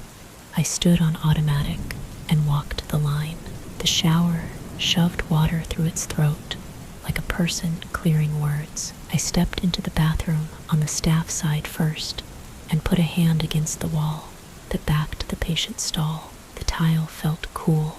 A thin vibration ran under my palm. On impulse more than logic, I pressed my fingers to the seam at the ceiling where the shower pipes likely lifted through the drywall. It was absurd, but the building held the presentation of an answer the way a chest holds the echo of a cough. I went into the patient bath, circled the footprint, and shut the water off. The valve felt sticky at midline, and then freed. The floor stayed clean. By morning, we had added tasks that weren't on any checklist. We rubber banded the curtain to the rail to keep it back. We moved the crash cart off its tape rectangle and set it 5 feet deeper into the hall so the track of anyone's going or anything's would have to turn. The charge wrote down a short note in the shift log that sounded normal, as if it was about a faucet that had started to drip. The whiteboard marker dried to husk before we could use it again. Housekeeping wheeled in, mopped around the threshold without crossing, then came back after 6 and mopped again. Each time the floor dried pure. A patient who had spent the evening retching without progress pressed his call light near dawn. He wanted a shower. He had been sick at home for 3 days, and showers helped him. His wife had told us so. He was steady on his feet, the kind of steady that misleads you into saying yes. But the hallway felt like a listening space then, and the line between a favor and a hazard was too thin. They told him no, gently. We'll do a warm washcloth and a fresh gown, I said, and I hated how parental I sounded. Hated that something unseen was now dictating patient comfort. He took it well, patient in the way people are when they think they're being tested. The tech set up a basin, and I warmed cloths in the microwave and carried them in with the same care I use, moving chemo meds. The wash helped. His stomach eased. He slept sitting up like some people do when they don't trust breathing while horizontal. I went back to the bathroom when the floor was waking up, noise swelling on new shifts, coffee cups sweating rings into paper sleeves, the elevator pinging every few minutes, adjusting to day. I opened the stall and looked up where the wall met the shower head. Above the metal, in pencil, the paint was scarred with small words, names etched in quick strokes, a few with dates next to them, a line here and there that read like prayer, that sounded like someone writing what they didn't say aloud while waiting on hold. Between the names, not centered, not big, scratched with enough pressure to dent the paint, was a different sentence. Keep watch. The pencil's graphite had smudged under a thumb long ago. You could only read it at a slant, as if it needed a certain angle to exist. I put my hand on the tile to steady myself. The wall was as cool as before. We gave report to days. None of it sounded worse or more interesting said aloud. A valve, acting up, a family member, mistaken about a shadow, a footprint that some staff member must have made without realizing. The things we tell ourselves in hospitals are not lies. They are shaped truth that fits inside the time allotted for passing off patients. Call maintenance, the day charge said, and of course we did. Maintenance would come, see an ordinary fixture that behaves ordinarily with an audience, and put in a note that said, checked out, no defect found. I was tired in the way that made small jokes feel hard to hold. On the walk to the garage along Euclid Avenue, morning light had that cold clarity it gets in early spring. The buses hissed to a stop at the Healthline shelters, and the people already up looked more real than people ever look at night. Weeks passed. We moved the crash cart back to its rectangle, because the lines on floors are there for reasons, and because auditorium-style memory fades. The shower ran once in a while, but always with a person in it now, the way showers are supposed to run. I put the late-night pencil message out of my head, because there is always something new, competing for attention, labs overdue, physicians rounding early, a patient who decided at shift change that they could not tolerate the idea of being alone another minute. Then a night came with the same weather and the same thinness in the air, the building offering more quiet than usual, so the quiet could be heard. It was after 3. I had eaten the rest of a granola bar without tasting it, and was trying to remember which of my patients liked the bed cooled to 68 because she had a rash. The shower turned on with a steady vertical sound, as if water was coming not from a pipe, but from height. I stood. The charge looked up and did not say anything.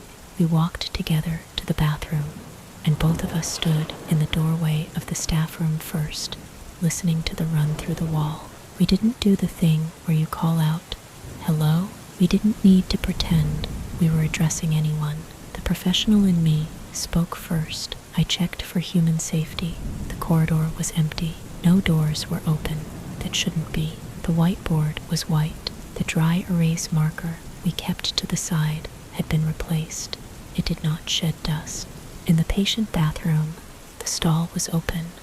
The valve turned to cold. The water came down with patience. It beaded on the metal lip and slid in lines to the drain. No puddle formed outside the threshold. I placed a towel again for the habit of it. The towel stayed light. I let it run a full minute because there is a power in admitting you are not keeping score against a building. Then I turned it off.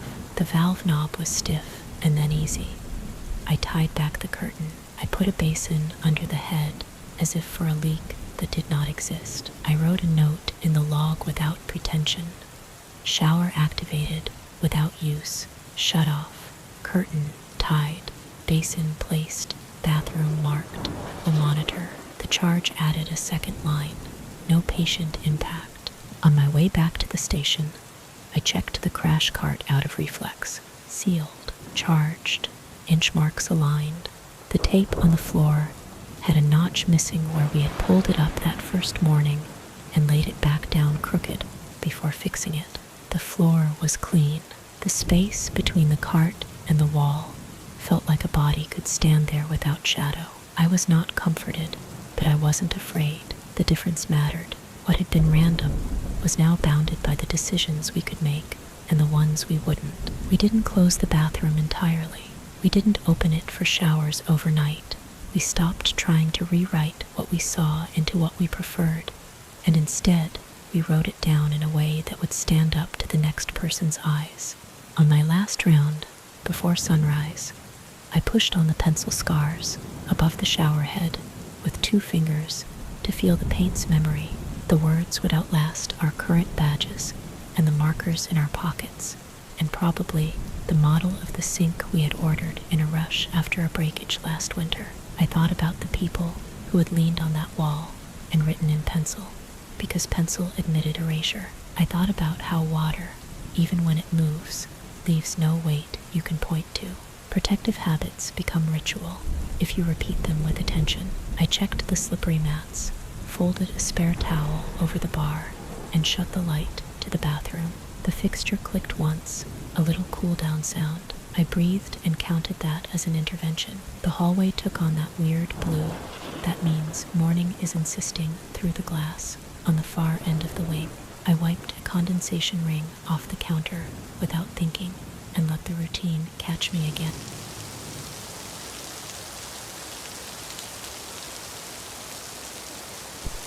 Night shift settled over the unit like a held breath. The vents along the ceiling gave a steady low exhale that you stopped hearing until you stepped into a still room and noticed its absence. I signed my initials on the narcotic count, clipped the rounded scissors back into my pocket, and made my first loop past the windows that faced Euclid Avenue. Headlights came in pairs and slid along the floor like fish crossing a riverbed.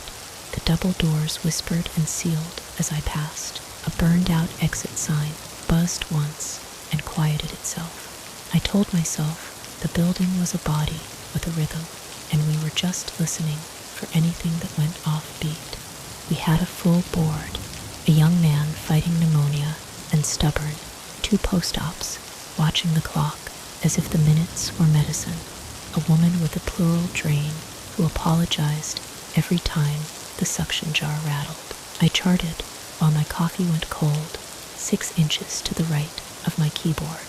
The charge nurse, Lacey, split the admits and straw pulled the techs for breaks. It was a clean kind of busy, the sort that kept your hands full and your mind from wandering into corners.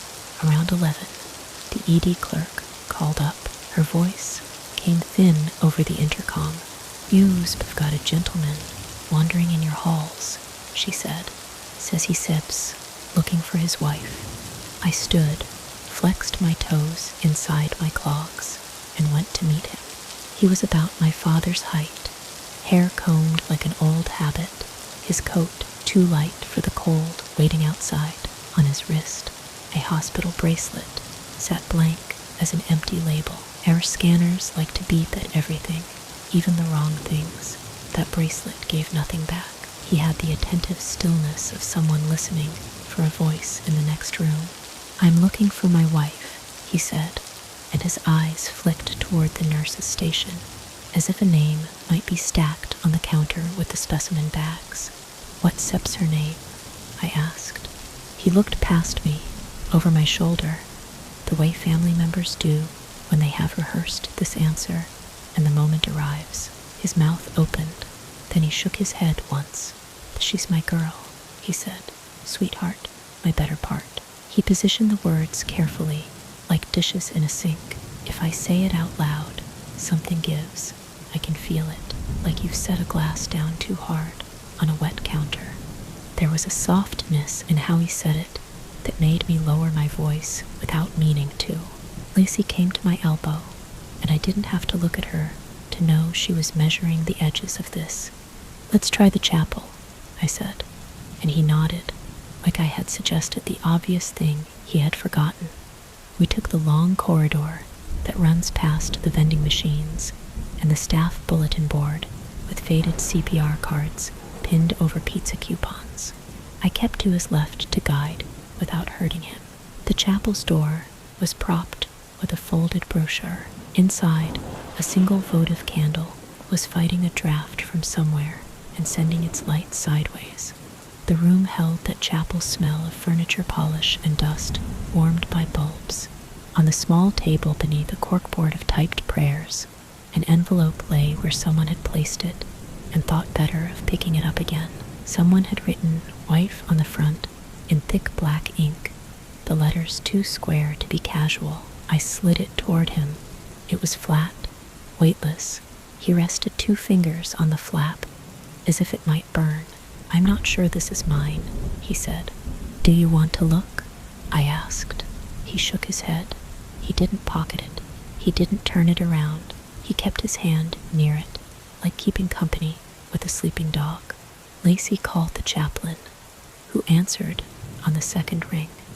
Night chaplains know better than to sleep hard. He arrived a few minutes later, breath clouding in the hallway from the cold he had carried with him, and sat with the man in the chapel while I checked on my patients, feeling the warm pressure of the unit settle against my back with every doorway I crossed. When I returned, the chaplain had his hands folded and his shoes set parallel. The man had the bracelet turned so the blank face stared up at him. "He says his wife died here," the chaplain said, once we were in the hall, "from illness. He remembers her hands, how she apologized for small things in a way that made you want to hold her shoulders and tell her she didn't need to say that." The man had no more place to go that night than the building could give him. By the time I finished my rounds, the envelope was still on the table. The candle flipped between stout and thin light, a pulse with no bedside monitor to chart it. He did not leave so much as thin away. 1 minute, he stood with the chaplain, looking at the empty wall behind the altar. The next, the chaplain looked at me, as if to say, "Did you see where he went?" And I had not. The door had not moved. The draft still troubled the candle's surface. We checked the hall, then checked ourselves, each asking the other's face to tell us what happened. When I wrote my end-of-shift note, Lacey's hand landed on my shoulder in a way that was not patronizing. "I should have said," she told me. "It happens once in a while. There's no chart on it, nothing to sign. He doesn't break anything or take anything. I walk him sometimes to keep him company." It sounds like I'm telling you a story, but I'm not. The second night, I put my stethoscope to the same chests and heard the same whistles that sounded like wind through distant reeds. We had a short staff, 1 float pulled to another floor at the last minute. I ate a granola bar and then remembered that I had meant to eat it earlier. Around midnight, the elevators stayed where they were for a stretch, doors closed, as if drawing breath. The vents had that steady hush, and the lights in the supply closet hummed when no one was in there to need them. He came up the back stairwell this time, and I met him at the landing, where the fire door leans on its own weight. The stairwell air is different from the unit. It feels older, like a draft that has been moving for years, has worn itself smooth. He placed his hand flat on the metal push bar, as if testing whether it would accept him. "You know me," he said. He didn't mean my name, he meant the arrangement. "I know you saved her looking," I said. "She had a yellow dress with a belt," he said. It made a soft sound when she sat down. She would say sorry to the chair for making it squeak. She would say sorry to a purse for losing a pen in it. She would say, "I'm sorry, I'll do better," as if breathing correctly was a skill she had to practice. The details arrived with the gravity of ordinary objects. Between his words was a breath he wasn't taking. "Let's take a walk," I said, and held the stairwell door for him the way I would do for anyone. He waited, eyes on the door, as if to see whether it would allow us both through. I flattened my foot on the base of the door where the weather strip kisses the threshold. A click sounded inside the mechanism, a small and particular sound, and I felt, not thought, but felt, that if I let go, it would set itself, and none of my keys would open it from the outside. I kept my foot there until I had the handle, until the door owed me nothing. We crossed 2 halls and passed a waiting room where the television showed a pastoral scene with the sound down and the captions off, which always felt like an undelivered message. He noticed small things, the way the gel warmed under your palm 5 seconds after you squeezed it, the hairline crack across a tile that made a pale lightning bolt, the scuff marks where a gurney always kissed the door frame on a tight turn. In the chapel, the envelope still waited on the table. The candle had burned low and then been replaced. The label "wife" had bled a little into the paper from a damp thumbprint someone had left. He reached again, then withdrew his hand. "They can see her in that dress," he said. She didn't own a mirror tall enough to see the whole thing at once. She apologized to me for that. Imagine that. The chaplain came. In a stairwell corner, he told me, "The way you share a concern without waving away your responsibility." "He doesn't know the day," the chaplain said. "He knows how the dress sounded, how the light looked on the floor, how the apology landed on him. He knows the illness, but not the calendar." In the unit, an IV pump chimed in its civil voice for attention. When I returned from checking a patient's line, the man had moved to the back corridor that runs toward the decommissioned wing. We don't like to say abandoned. We say mothballed, as if the equipment inside sleeps like linens in a trunk. "Not this way," I told him, and he stopped where the wired glass door waited with its metal grid embedded like a memory. He looked through, as if across a river. Condensation had gathered on the warmer side of the glass, where air from the unit brushed against the colder air in the unheated wing. He leaned close and breathed out.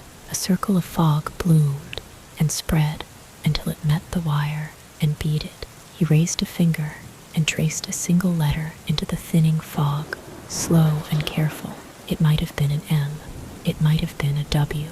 The bead ran along the mesh like rain, pulled by a fence. He stood with his hand against the door until his breath faded and the letter blurred. "That would be enough," he said, voice so thin that the vents could have carried it away. "Downstairs," I said gently, and we walked. We reached the elevator bank that served the old wing. The doors opened. In the bright box, he looked smaller, or I looked larger. It was hard to tell which way the perception moved. He stepped inside. The doors closed with their usual prayer-like press and seal. The elevator did not leave the floor. The indicator stayed at the number we were on. The motor did not engage. We waited a breath, and then 3.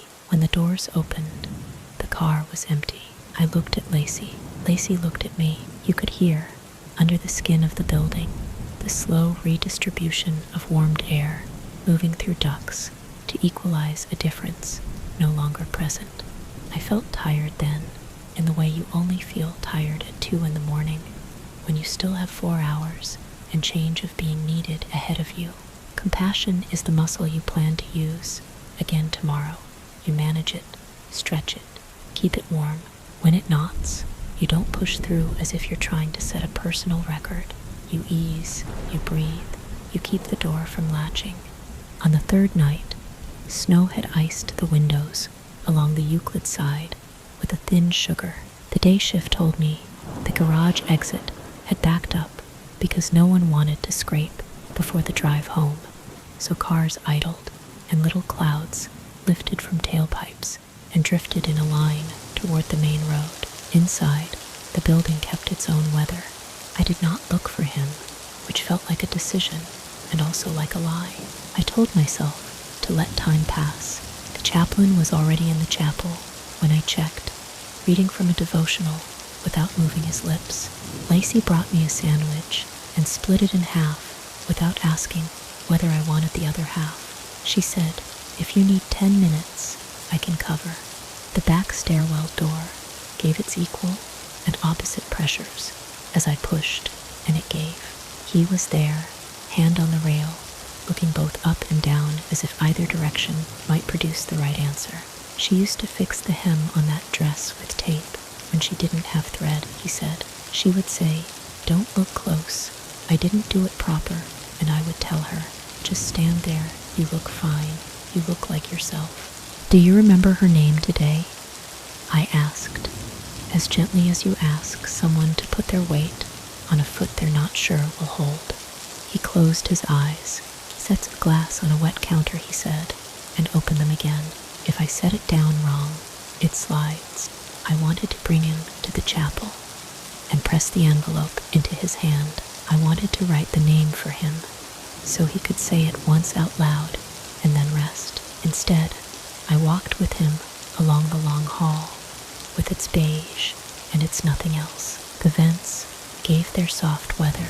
Far off, someone laughed in a way that meant relief and not joy. We went again to the wired glass. He did not reach for it this time. He placed his palm flat against the door as if to steady himself, and then he took it away. He looked at his hand as if surprised not to see something written there. We stood as you stand by any door that will not open for reasons you cannot fix tonight. Lacey found us and said nothing. She stood with that trail of quiet you get from certain people who can be present without filling a space. The chaplain joined us. There we were, the night nurse, the grieving man, the charge who had seen it, and the chaplain who sat with more than one kind of pain. We were not a solution. We were something like a temperature, a set of conditions. "I should work," I said finally, "because work is how you keep air moving." I showed him the balcony off the end of the corridor, where staff sometimes went to talk on the phone and pretend they were not. The door there is heavy and temperamental. You learn its language, or you end up locked out on a winter night with your badge on the wrong side. He followed me, steps quiet, hands at his sides. The metal latched in a way that felt decisive. A small click sounded, a particular throat-clearing click. My body moved before my mind had a chance to weigh in. I slid my shoe into the gap and let the edge rub a line on the rubber toe. I put my shoulder into it and brought the door back to me. He watched my foot. "You know the trick," he said. "I don't like getting stuck where I can't be useful," I said. He breathed out into the night air and watched the cloud form and lift. For a second, he looked lighter. He did not look like someone who had been lost. He looked like someone who had gone outside to see his own breath. We stood there, the two of us, as if the breathing building had allowed us this small porch of neutral air. He did not ask me to remember his wife for him. I did not ask him to prove anything.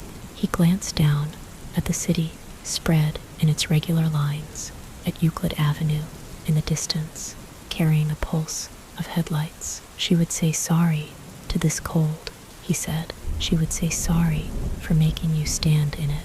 She doesn't have to, I said. And then we were quiet. When I went back inside, he did not. I did not rush the door closed or hold it open.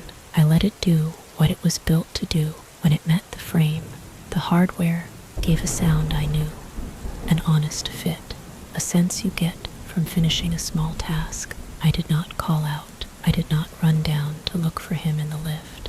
I went where I was supposed to be and checked a blood pressure and warmed my hands under running water until my fingers could feel the pulse behind the cuff again.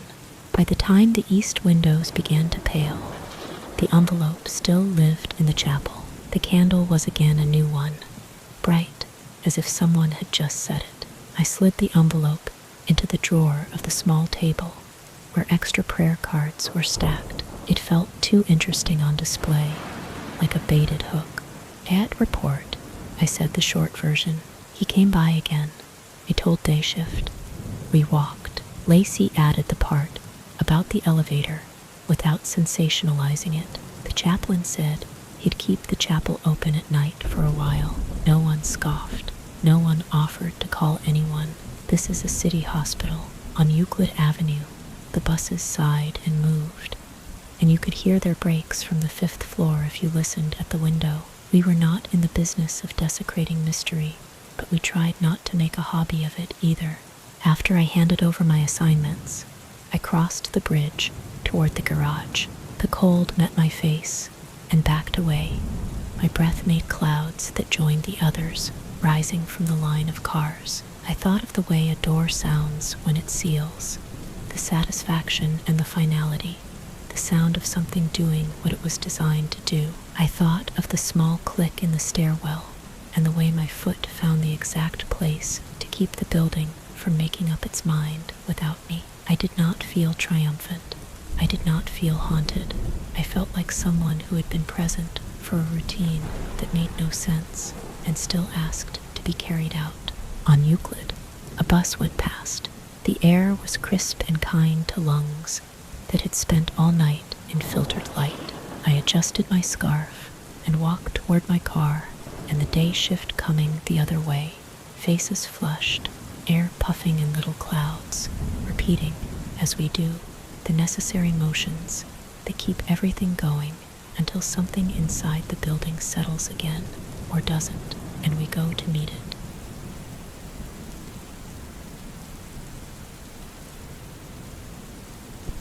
I took the night shift at the deli for the quiet that comes after the last rush, when the warm cases are wiped down and the slicers are broken apart to air dry, and the only sounds are the steady breath of the coolers and the occasional mutter from the compressor behind the wall. Control lived in those hours, labels straight on the sandwiches, towels folded into a clean square stack, registers counted twice because it feels better to know I've already checked. The store sits just off Lomas Boulevard in Albuquerque, set back behind a strip of parking lot that never really empties, and my corner of it is a rectangle of tile, fluorescent grid, and a drop ceiling so thin it quivers if anyone stomps by with a pallet jack.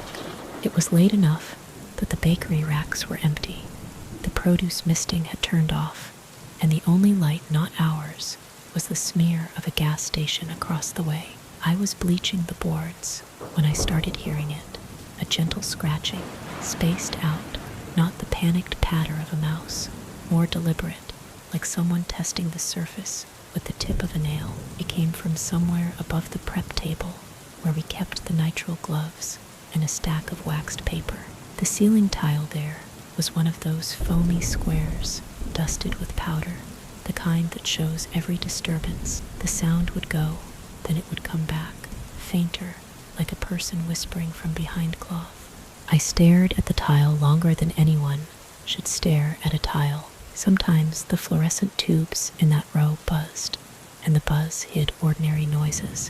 When I shut that bank of lights off to swap a bulb, the scratching stood by itself. That night, I didn't shut anything off. I finished my list, and I told myself it was a trapped vent. By the time Frank from maintenance came by, I had drawn a pencil mark along the grid so I could tell if anything had shifted. Frank has been in this building since they poured the first slab. He knows which sinks back up when the line clogs, which refrigeration unit sings off key. He rolled a ladder over, popped a tile, and eased himself up into the space. Dust drifted down like flour. He asked for a flashlight, and I handed one up. Then I braced the ladder with my shoe because it made me feel useful. He stayed up there a minute, then two. When he dropped back down, he had nothing in his hands but a cobweb running from his sleeve like a strand of fishing line. He said there were tracks in the dust, delicate little trails near a duct, and nothing fresh enough to account for the sound I'd described. He set a humane trap on top of the framework anyway, one of those metal cages you bait and then forget until morning, and told me to call him if it sprang. He showed me the tabs on the cage door and the little lever that would click when something stepped in, and I nodded as if I would be the one up there reaching an arm into a dark space after a moving creature. The trap sat up there through 2 more nights, and the sound came back like it never paused. The pattern moved, now, from one end of the prep area to the other, following the path of the grid, as if it knew the metal edges and preferred them. It was heavier than the first night, or I had learned to hear more in it. Every time it shifted direction, it scraped just enough to set off an image in my head of a body flattening itself to ease past a pipe. I kept glancing up in spite of myself, and every glance reminded me that the tile above the prep table was slightly whiter than the one above the slicer, which gave me 2 points to compare, which made me watch. Marina, the night manager, leaned against the deli counter when I told her.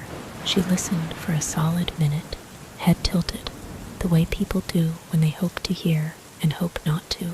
She said it was late, and everything sounds stranger when your body wants a bed. Then she showed me a photo on her phone of a possum she'd once found behind the dairy cooler in a different store, all eyes and teeth and a bare, thin tail. It was meant to be reassurance. It almost was. I didn't like standing under that tile anymore. The prep table has a lip from the bolted-on cutting board, and you can hook your fingers under the lip, and sometimes I would realize my hand hurt because I had braced it there without noticing. On the 4th night, what I call the 4th, because a handful of shifts had already blurred into one long fluorescent patch, I brought the rolling ladder from the back room and set it up directly under the spot where the sound paused. The ladder felt too light beneath me. I climbed anyway. The ceiling tile pushed up easily. It is designed to do that, to be lifted and rotated. I lifted it an inch and held it until the dust stopped falling. The space above is low and messy, a shallow gulf between the place where people shop and the tangle of building that makes all this possible. I could see the top of the trap on the metal bars, empty, its door upright. I called into the darkness, not expecting an answer, a soft, dumb thing to say into a void, because the human voice loves a chance to prove itself, even to empty air. For a couple of seconds, nothing changed. Then a breath of cold slid down the ladder and into my sleeves, and I jerked and hit the tile with the back of my hand, which made it flex. The air was colder than the air up there should have been. It felt like the store had suddenly grown another door to the outside. I did not see a shape. I lowered the tile and let the ladder squeak a little on the way down so that anyone watching would know that I was still a person, that I did not need to wait to be offered a way back to the floor. When I climbed down, I acted like I had completed a normal task. I wiped dust off the table and then washed my hands and then made sure the deli case thermometers read the right numbers. It is possible to trick your body into returning to baseline if you move through the right motions. It is not possible to trick a ceiling into being less there once you have lifted it. The scratching got bolder the next week. It ran a longer route, or I heard it in more places than before. Sometimes I'd hear it above the baked chicken station, and then, after a few quiet minutes, above the microwave shelf. It kept a distance from where people gathered. I started to think the ceiling had a map to us.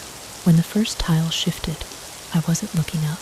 It made a sound that was not sound, so much as the absence of one, the snug hush when something heavy presses against cheap foam. I looked, and the square above the prep table was crooked in its frame, an edge over the metal grid, as if it had been pushed from one corner and then let go. Nothing broke, nothing fell. My hand found the phone on the wall without my eyes, and I called Frank because he had asked me to, because I had promised to call if the trap moved, because promises also feel like control. He showed up with the ladder and a mask and gloves. He told me to hang back. Marina stood beside me with her arms folded and a pen tucked behind her ear. The store kept going around us. A man at the self-checkout scanned a bottle of soda and then stared into the distance as if his life was being measured out 2 barcodes at a time. Frank pushed the tile while we watched. He tilted his head and listened with the kind of focus people bring to strange new sounds. Then he took down the humane trap and set it on the stainless counter. The door was closed. Inside, a cat crouched at the back, fur matted with lint and dust, big eyes clouded with the kind of indoor grit that makes them look older than they are. It did not hiss. It tucked its paws tighter and blinked. He said, in the voice people use when they are talking and thinking at the same time, that the thing must have been chased up there at some point and could not find a way down. He shook a little gray out of the trap, like he was emptying a vacuum. He looked back up at the open square, as if the open square had spoken to him. He took the cat to the back, and later I heard he had coaxed it into a battered carrier he keeps in the maintenance closet, the same one he has used for the last few years to move birds and a single raccoon that found its way into the loading dock. He told me he'd drop it at a shelter in the morning when the daytime supervisor approved the form. All of that was sensible. It fit into the way you build a store, into a place where people can buy a can of soup without thinking about the ceiling above their head. The night the cat left, the scratching returned. It did not even wait a full shift to become itself again. I thought I might have been hearing a memory until it moved from the prep table to the rotisserie and then paused above the mop sink in the back hallway where no one comes unless they are on a job. It took a breath of air with it, like always, that thin hillside chill that does not belong to a box built in a flat desert city. After that, I changed what I did about it. When I rolled the rack of fresh salads out to the case, I spoke to the ceiling in an even voice, naming what I was doing, listing the steps as if I was training a new person. I wasn't trying to fix anything. I was trying to cut a shape out for myself and keep it. When the ceiling answered, if it answered by shifting the rhythm a little, I found I felt less kept in it. The deli has 1,000 ways to ask you to forget you are human. I wanted at least one to say I am. I'm here. It became routine. Control took on a new definition. If the noise started, I'd introduce a small change to an action I was already taking. I would wipe the far edge of the cutting board and not the center. I would switch off one of the lights over the hot case and leave the other on. It wasn't a bargain, just a pattern. I didn't tell Marina. I do not know what I would have been telling her. I told the ceiling because it was the only thing that insisted on being counted. The store collected other strays. Weeks went on, and the sun rose later, and the night customers wore bigger coats. One early morning, a few minutes before my shift ended, a voice on my radio called for a manager to aisle 12. Aisle 12 adults' paper goods, a long, bland run of paper towels and napkins and plastic forks. I came out because everyone who is there comes out when something breaks the steady inventory song we sing. We found a man sleeping in a narrow, low space under the bottom shelf where a box had been pushed aside. He had arranged his coat into a pillow, and his shoes stuck out into the aisle at an angle that made you want to slide them back so nobody tripped. He had found the warmest place on the coldest row. Paper keeps heat, after all, and his face was turned toward the metal strut as if the metal might comfort him. Marina called for Devon, the day manager, who had just arrived and still smelled the way people smell when they've been in the crisp outdoors before coming inside. They spoke to the man in the kind of voice that makes officers glance at the cameras and decide they don't need to be involved. He nodded a lot. He let them help him up. There is a public bench over by the pharmacy, the kind with a wooden slatted seat. They invited him to sit there while they found the number of a shelter and a clean cup to put water in. By noon, he was gone. I do not know where he went. I located myself under the thing that was mine to own, which was the deli case with its 2 glass doors that swing open and shut on hinges. I grease myself because the particular squeal they make when they're dry bothers me more than it should. I kept hearing the scratch, spaced out now and sharper, like a question asked to a different person. Frank came by less often after the cat, not because he did not take me seriously, but because there was nothing to bring down. He replaced a tile or two that had bubbled a little from the heat rising off the fryers. He showed me how to angle the ladder's feet so it wouldn't shimmy on the tile, a little lesson that had nothing to do with the noise as far as he was concerned. If he heard the shift in the air when he pushed a square aside, I couldn't tell. He breathed through a mask when he reached up there, and his eyes were patient and red with the dust. The store went on being a store. That is the hardest part to explain to people who do not work in one. The ceiling kept a memory of pressure. The tile above the prep table settled a fraction lower than the rest when the morning air turned warmer.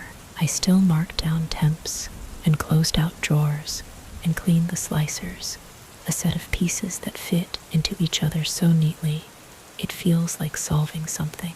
It did not, could not, solve the thing above my head. That stayed. It became another part of what I considered when I set my feet where I set them. I started to see ceilings differently in other places. At the dentist's office, there's a ceiling vent above the chair with a frame that rattles on windy days. I knew that because I had become the kind of person who looks up when a draft touches my cheek. At a coffee shop on a rare afternoon off, the acoustic panels were arranged in a careful pattern, and one of them had a faint stain around a sprinkler head, a halo gone a little wrong. I looked until the barista called my name, and when I picked up my drink, I turned my attention hard to the cup so that the habit would not swallow everything. Sometimes, at the end of a shift, I would turn off the deli lights and stand at the edge of that grid, looking into the darkness above the row of soups, listening for the difference between the machine's breath and anything else. Sometimes I heard only the predictable life of a building, fans swimming air in circles, thermostats clicking, plastic expanding and contracting as temperatures moved a few degrees up or down. Sometimes, though, I could have sworn something else moved, just beyond the last of my senses, something with a weight that knew what it felt like to be noticed. I never told myself I knew what it was. There's a thinness in all built places, a gap between what keeps us indoors and the outside we think we've closed out. I felt that thinness more after those months. I accepted the gap, like you accept a scar or a slight limp that only shows up when it rains. It doesn't stop you from walking. It changes the way you move.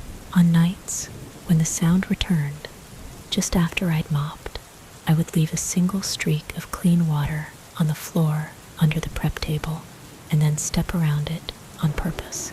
The streak would dry in a line as I did the last of the paperwork. The line felt like a record I could read later if I needed to, or a reminder that I do not have to step where I always step, simply because 1,000 nights have made a path. If I reached for the phone in the hallway, my hands would slow so I didn't fumble the receiver. If I climbed the ladder, I would pause halfway up, not because I was afraid, but because a pause is a way of seeing differently. The ceiling did not break. It did not drop anything onto my cutting boards. The tiles did their work, which is to be light enough to lift and strong enough to sit, and the metal grid did its work, which is to carry more weight than anyone wants to think about. The noise, when it came, kept to its roots. I kept to mine. If I needed to say what I was doing aloud to hold the edge of myself in place, I did it. It's not a brave thing. It's just a rule I made when I realized that some rules are worth writing for yourself.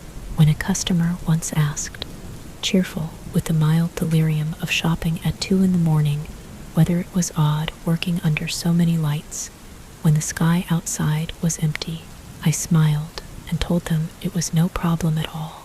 People do well with versions of the truth that don't ask them to stare up. They bought 2 scoops of chicken salad and thanked me and walked into the supermarket night with their receipt curling in their pocket. I still prefer the night shift. I still like what I can lay in a straight line. Above the deli, there is a space that remembers me and that I will remember, whether it sounds or not. When I lock my part of the store and hand my keys back to the next person, I take one last look at the grid in the ceiling and feel the faintest movement of air on my wrists before I turn toward the back hallway and the sink and the final, ordinary joys of washing up.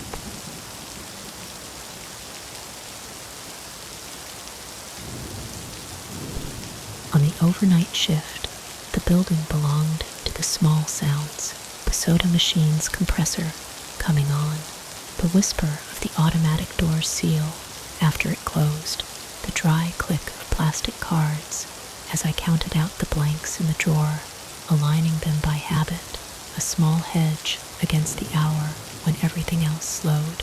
I wiped a long print from the glass of the vestibule with diluted vinegar and looked out at Colfax Avenue, a string of red brake lights sliding toward downtown.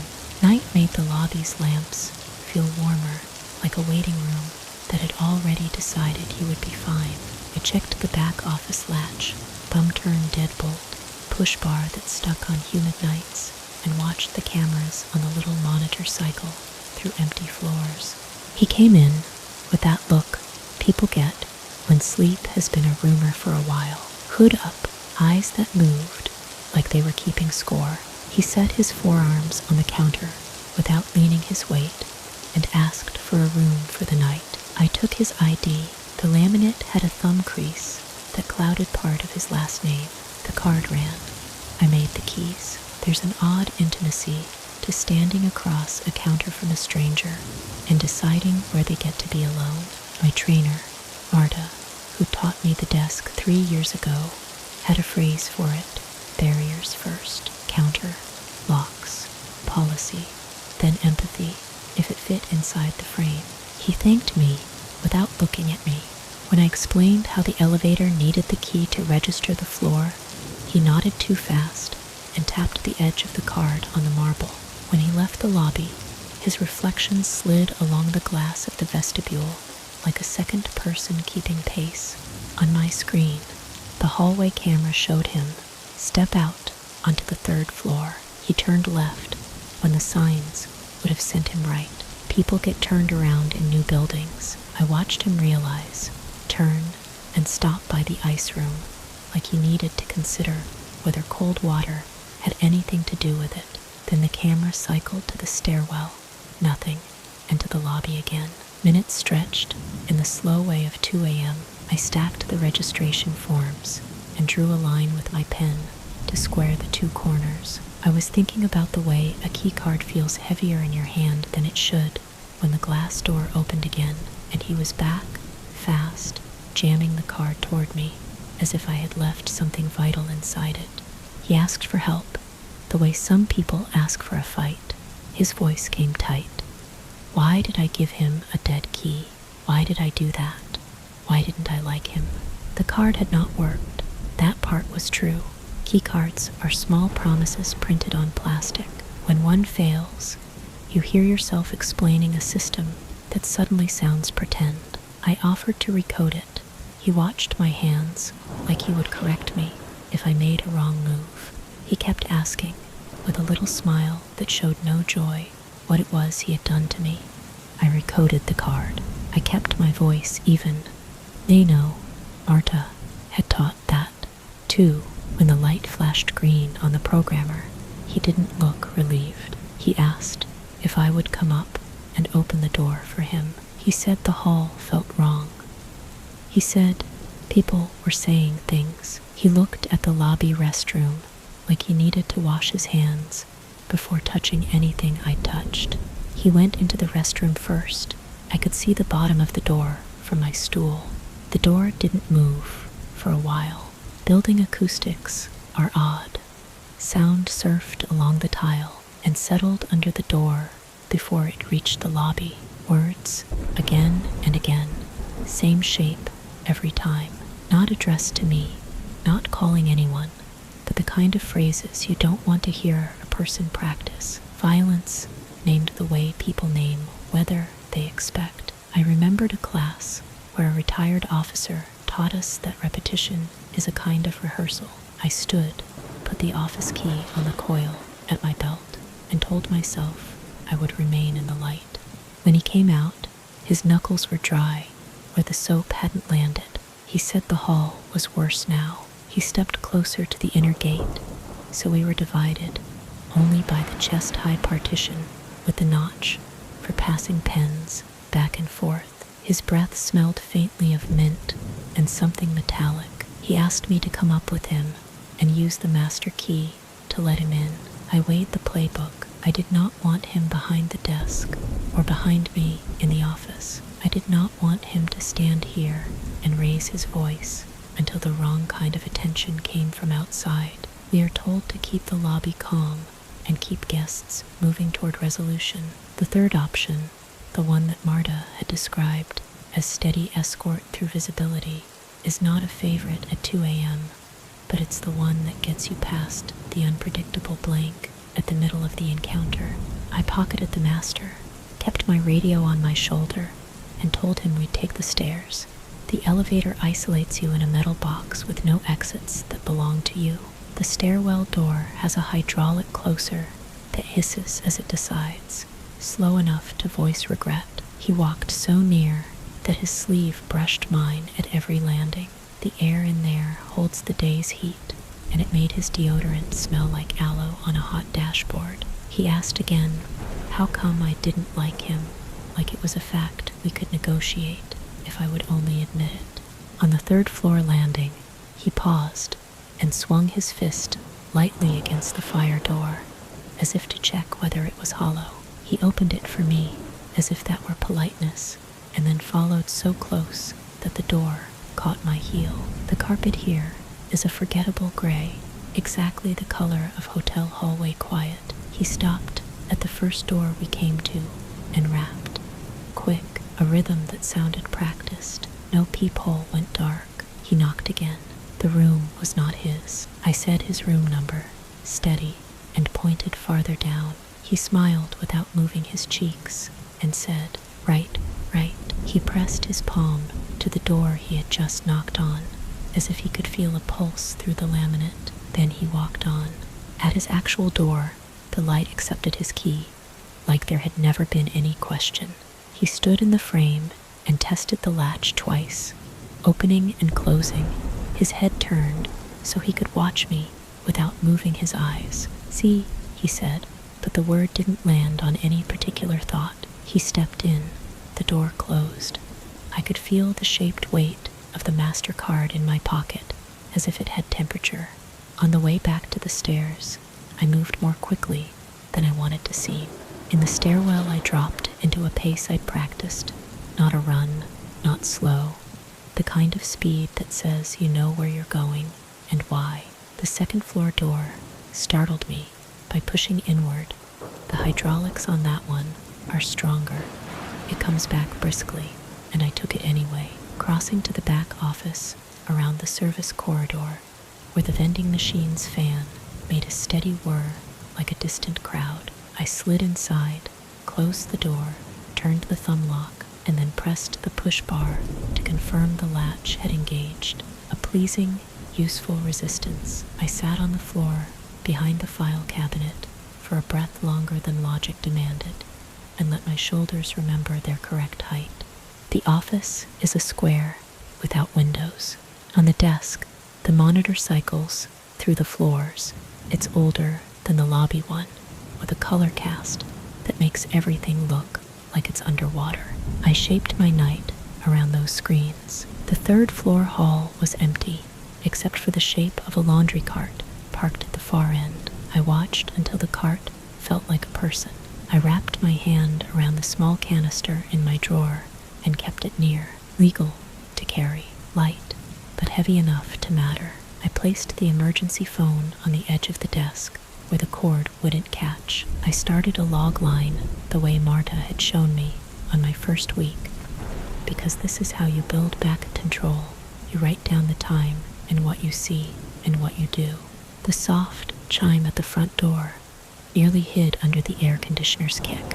A uniformed officer, one of the contracted security who does rounds for the buildings on our block, tapped a knuckle against the inner glass with the small courtesy of someone who knows how sound moves at night. I let him in. He said his name, and I told him mine, and I explained that I had a guest who was agitated, that I'd escorted him quietly, that it would help to have a second set of eyes sweep the hall angles for the next bit of the night. He nodded with the neutrality that does not promise a result, but promises to be where he says he will. I gave him the description.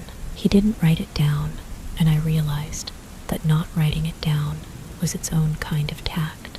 Sometimes you don't put things into ink if you don't have to. He said he'd walk the interior and then the exterior. The vestibule glass showed his reflection as a floating patch of dark fabric moving past the potted plant. That image, a person you trust to walk through a picture of your lobby, does more for a heartbeat than coffee. Time filleted itself into pieces and watched the camera for the third floor hall, because that's what the job demanded. That's where the next move would announce itself.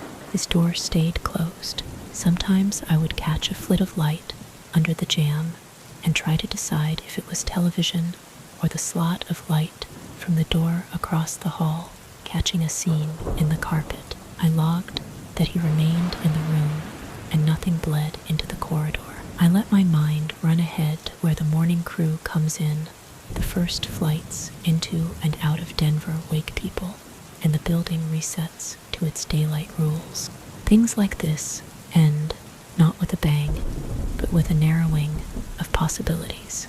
By 4, the officer had done 2 passes and lingered 1 extra beat by the stairwell camera, as if to say that he would be here if I needed him again.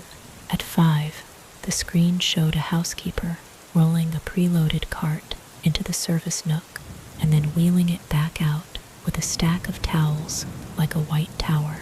At 6, the sky outside the vestibule went from black to a deep, unattractive blue. The man did not call again. He did not come down. He simply remained. Quiet can be the least informative sound of all. I cleaned the smudges from the counter a second time, because I had wiped my wet palm there while reaching for the phone earlier. I told the morning clerk what mattered and what I had done. I wrote a brief incident report with the same phrasing we use for a coffee spill: date, time, place, action, because not everything that shakes your hands deserves a dramatic verb. What mattered? My body had told me to keep a barrier and walk a line, and I had listened. That should have been the end of it. In most cases, it is. The next night, I locked the lobby a few minutes ahead of the hour, because the memory of a stranger's breath has a way of making you early. We switch to vestibule entry after midnight. The outer glass door slides open. You step into the small square of air between that and the inner set, and you press the silver button to speak through the intercom. The camera above the vestibule is my least favorite. Too wide, it bows everyone at the edges, so they look like they are bending toward you. I was halfway through another stack of key blanks when I saw his hood again, the curve of it, the same way his gaze scanned the ceiling corners before finding the desk. He did not press the intercom. He did not raise a hand in greeting. He put his palm flat on the inner glass and pulled it down, slow, leaving a faint arc that caught the overhead light in a greasy rainbow.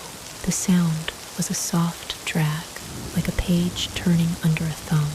He looked at the latch, as if deciding whether to be a locksmith, then looked at me one long second without pressing the button. When someone gazes at you through glass and does not speak, you realize how much of conversation is a kind of permission. I kept my hand on the phone. I kept the other on the lock buttons. I shook my head once. Small. He turned the palm that had marked the glass toward himself, as if to read a line there. Then he walked out. The outer door accepted him into the night without complaint. The vestibule air recalibrated itself, and the little heater above the door made a steady, warm breath on the metal threshold. I cleaned the glass with vinegar and water until the arc of his touch became a duller arc, and then a ghost you had to be looking for to see. After that, we started locking the inner door earlier on my nights. I moved a small stool into the back office so I could watch the monitors with my back to the wall instead of the doorway. The canister stayed on the desk where my hand falls when I answer the phone. The choices were not dramatic. They were simply what remained once I accepted that a person in a public place can bring me more uncertainty than I owe them comfort. I signed the new overnight procedures and taped a copy inside the office door where the hinge shadow would touch it when it opened. I updated the log so the morning person wouldn't think I was being cautious for its own sake. I took to walking the interior once at 11, slow and visible, so that anyone thinking about testing the building could see the outline of how we handled ourselves. We are asked, in this job, to borrow a comm from the building and hand it back at the end of our shift without fingerprints. Some nights, you end up keeping a sliver of it, folded over and tucked in your pocket, like a keycard you forgot to deprogram. On the bus home, I watched the buildings along Colfax slide by and thought about how many latches in a city stay honest because someone stands behind them and refuses to be drawn out into a hallway where no one is responsible for the next decision. Marta texted that morning, a check-in I hadn't asked for, a simple 3 words that were mostly a reminder: barriers first. I wrote back a thumbs up and a picture of my coffee mug against the office monitor's glow. I cleaned the streak from the vestibule again that evening, even though it was gone, and felt the ordinary relief of seeing my own reflection return unmarred, mine to turn away from when someone approached the glass and decided whether to press the button or keep walking.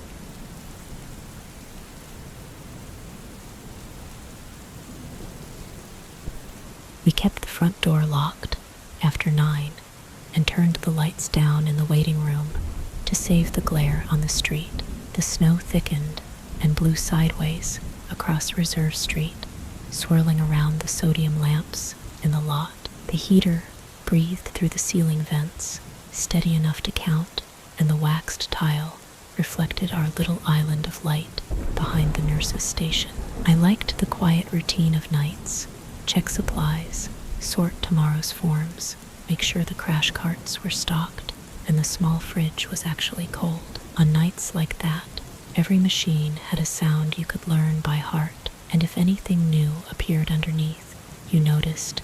He came in as I was logging the vaccine lot numbers: early 30s, pale, no hat, hair matted, with melting flakes. He pushed the intercom button near the locked door and leaned into the glass. His forehead had a reddened patch, as if he had bumped a shelf or a car door. It was the way he looked past me that I noticed first, like he was trying to measure the room with his eyes. When I buzzed him in, he stepped just inside and stopped on the mat, turning his head to hear the building, not me. I introduced myself as the night charge and led him to an exam room. He said he had fallen, wanted a bandage, maybe some glue, maybe just a look. He touched his forehead with 2 clean fingers, then looked at the ceiling where the vent hummed. Lila, our tech, met us with vitals. His heart rate sat higher than I liked for someone sitting still. He watched Lila carry the pulse oximeter clamp to his finger as if he had seen one once and was checking for differences. The room we used first was the small one close to the lobby. It had the beige wall phone no one used anymore, and a cabinet with the suture kit under a bright task lamp I mostly kept off. The vents in that one ran down the wall and out through the far side toward the corridor. Snow hissed against the back door as the plow went by for the 3rd time that hour. The man sat on the edge of the table and kept glancing toward the door, not as if he wanted to leave, but as if he was memorizing how it opened. The measured sound started as Leela wrapped the cuff for a second reading. It was soft enough at first to be a mistake, the way certain pipes tick after the heat turns on, quiet, metallic, located somewhere you can't point at. A little later, when our nurse practitioner, Corinne, came in and did the light test across his eyes, the sound settled into a rhythm so steady and patient I had to force myself not to move to it. A tap, a pause the length of a breath, a tap the same. The man did not flinch. He looked at the wall and then at us, cataloging our reactions, and I watched his chest rise in small, uneven lifts. We treat a lot of bumps and scrapes in winter. Ducts expand and contract, and the building talks. But the way the sound kept its tempo and didn't care if we paused or spoke put a line across my shoulders that would not ease. I moved toward the wall with the vent and set my palm against it. It was warm, and the tap came from inside and beneath, not from the hallway, not from outside. I moved my hand down, then up, like I could feel the exact spot and name it. The tap kept time, like it had a job to do, and I had the brief, childish thought that if I matched my breathing to it, something else would count me instead.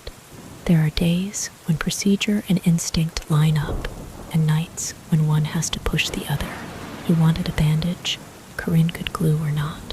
The bleed was minimal and superficial, and his pupils behaved. The problem wasn't his skin. It was the feeling that something had stepped inside our pattern and chosen a chair. I told him I needed to move him to a larger room for a different light, gesturing toward the hallway with a practiced motion. It was a small lie. No patient owes us the whole truth, and sometimes they need it back.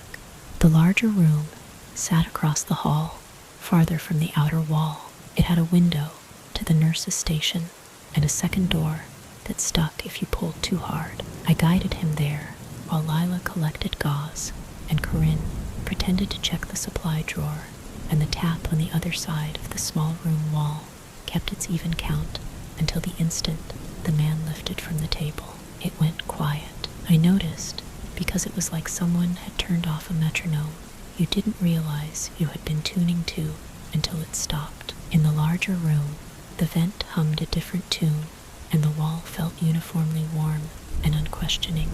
We returned to our work. Corinne cleaned the area and made easy talk about ice and thresholds. The man tilted his head to listen for something different and then looked at the second door. He had the habit of scanning the boundary points: door frame, baseboard, vent, cabinet latch. People do that when they do not feel very safe or when they want to know the exits by heart. He rubbed the edge of the table with his thumb and looked at the mirror in the corner to see whether we were watching him or our hands. The waiting room phone rang. I can count the times that line has rung in any month, and it is almost always a wrong number or a relative who missed our posted hours. The desk set was a fat beige block that sat on a side table by the magazines no one touched. Its cord curled like a question mark, and when the bell inside rang, it sounded like an object from a different decade waking up. We all heard it. Lila turned her head, and Corinne paused, with her gloved hand held just above the man's skin. I told them I had it, and walked out to the lobby, where the snow's glow turned the glass into a mirror. I lifted the receiver and heard open line. The heater breathed. For a second, it was only our building, tinny through the earpiece. Then someone on the line drew a breath too close to the mouthpiece and held it there, as if they were about to speak and change their mind. When the voice came, it stayed low and even. They said not to open the door. If someone knocked, they said to listen before I touched any handle. They said they could hear breathing outside where they were, and I should not answer the first tap or the second. The words were careful and unpanicked. I looked through the glass at the snow and the dark lot and felt how much air a body can hold when it is trying not to be heard. "Who is this?" I asked. The heater cycled. The line stayed open for a handful of my heartbeats, then clicked dead. I put the receiver back in its cradle and stood with both hands on the edge of the counter just to feel how solid it was.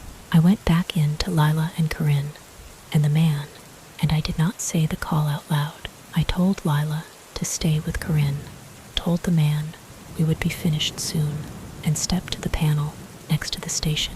It was an old button under a plastic guard, a silent alert that went to the county dispatch. We use it when someone's behavior or a situation feels like it could become something else faster than we can call it. I lifted the guard and pressed. The plastic felt warm from the room's air, and the click was small.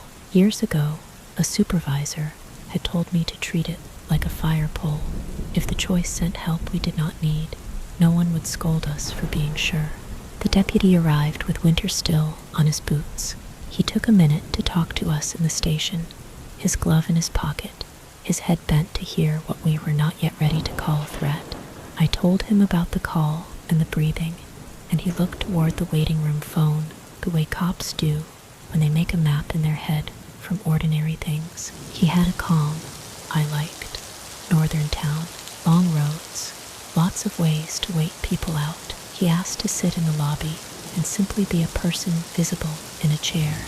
I stepped into the larger room and told the man we needed to keep him in the waiting area for a moment for observation, as we were finishing a cleaning in the room. That part was not true. We weren't cleaning, but I had also watched his eyes while that first rhythm in the wall kept time. It had not startled him. He had watched us instead. I guide people all night. The table paper crinkled when he slid off the table, and I let that sound run off into the next thing. He took a seat where he could see all doors. The deputy sat across the room, as if waiting his turn. On slow winter nights, half of what we do is placement. Corinne finished her charting and handed me the pen to initial. The building sat quietly, as if listening to itself. The heater's breath came and went. The phone on my side table faced the wall, unplugged. The old lobby phone sat in its bracket with the tiny red line power light, a steady dot. The tap came again in the small room we had left. It was louder now, or maybe the quiet had let it come in full, a measured, focused sound from inside the wall beneath the vent, as if there were a space hollow enough for a knuckle to find a surface. Corinne and I looked at each other. Lila ducked into the doorway of the larger room where the man sat with the deputy. She asked if either had heard anything. The man tipped his head the way animals tip to catch a distant sound, and then smiled, which did not fix anything. The deputy stood, and we showed him the small room. He put his hand where I had put mine, and he waited through the count of 10. The tapping kept the same interval. He stepped into the hall and knocked on the other side of the wall, in the corridor. Nothing answered him. He went outside to the back walk by the shovel and knocked along the external panel. The snow carried his noise away. When he came back in, his cheeks were pink, and he had crystals in the hair near his ears. He put his ear to the dry wall and blinked. The tapping had stopped. The wall was just a wall. We all stood with our hands on the sterile surfaces of our jobs and waited for something to declare itself. He did a slow pass, the kind of check you do when it could be nothing, and you were hoping for that. He opened the cabinet, moved the trash can, lifted the mat. He checked the vent register and the ceiling tile for any sign of a misfit panel. The building waited him out. Somewhere in the wall, heat creaked in a way that felt normal again.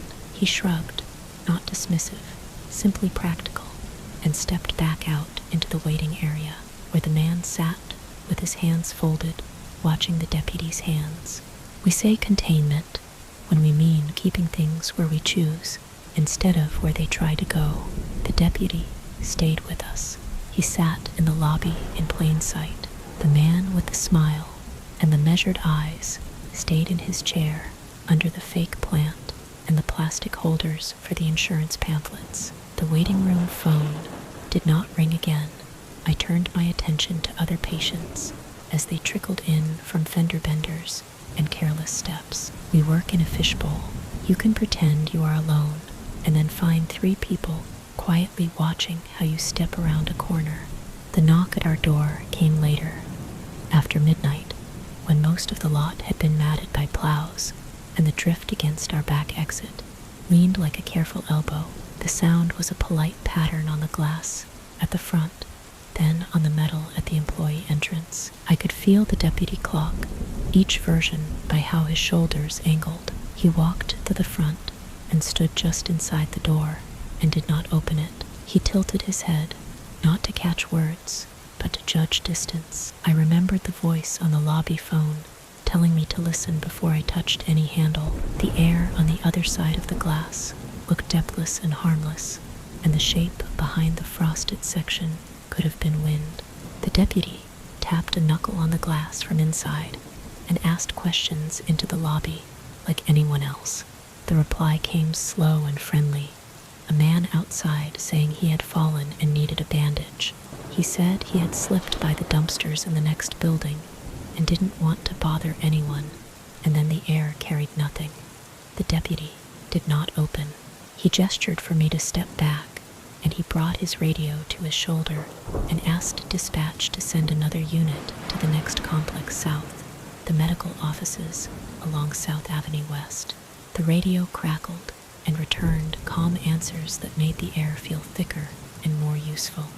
Our visitor inside, the one with the tidy forehead and the patient's chair, sat forward and watched the deputy watch the doors.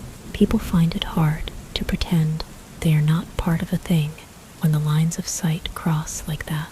The second unit must have already been nearby. The minute hand moved once. The deputy's radio murmured back. They had located a man at the neighboring building, knocking down the hall, asking for a bandage, saying he had fallen. He was wrapped in a thin jacket and left wet footprints. He did not explain why he had tried 3 doors after the first one stayed closed. They were getting him a blanket and a ride to a warmer threshold where someone else had better lights for that conversation. In our lobby, the man in our chair leaned back and crossed his legs and watched the deputy with a small smile, like a person who had just remembered a joke and was deciding whether to share it. Corinne finished the chart, the real chart, not the script that keeps your mind busy, and came to sit beside me. We took turns going into the back to breathe. In the small room across the hall, the wall stayed quiet enough to make me doubt my own ears. I cleared the corner near the vent and left a note on the clipboard that lived on the door. Do not use this room for rest breaks tonight. It looked ridiculous and felt necessary. We told the man in the chair that his care was complete. He asked for the bandage, smiled again, and asked for water with a new politeness. I gave him the bandage. I did not bring water. He kept that smile, the way a person keeps a coin under a napkin, so that both parties agree to pretend it is elsewhere. The deputy remained in his role until the man stood and left. When the door eased shut and the snow swallowed him, we all let out long breaths at once and tried not to laugh at ourselves for doing it. The building returned to the small sounds I trust. The heater breathed and faltered and breathed again.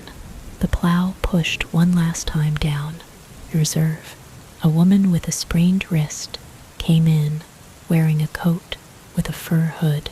An older man needed his blood pressure checked because he thought the storm might have it up. The deputy walked the hall and touched the wall where we had all touched it, then sat back down in the chair where he could watch both doors without turning his head.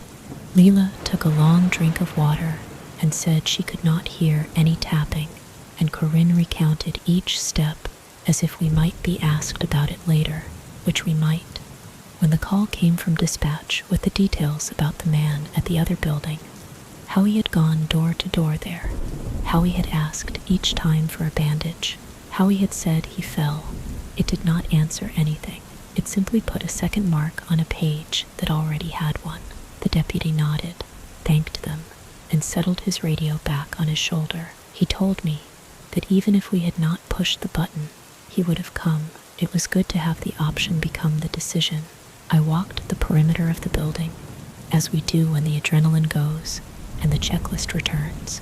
I made sure the side door latched, locked the medication fridge, put the glucometer back on charge. I looked at the small room and opened the cabinet one more time, as if the act of opening something ordinary would take the edge off the wordless image of fingers against drywall. The wall did not offer a story. It had only the 2 scuff marks from a stool and the faint smudge where my hand had been. I stood with the light off and the door open and listened in the half-dark for any cadence that did not belong to the heater. The building has a way of breathing that I know well. I listened to it like a colleague's voice after a hard case.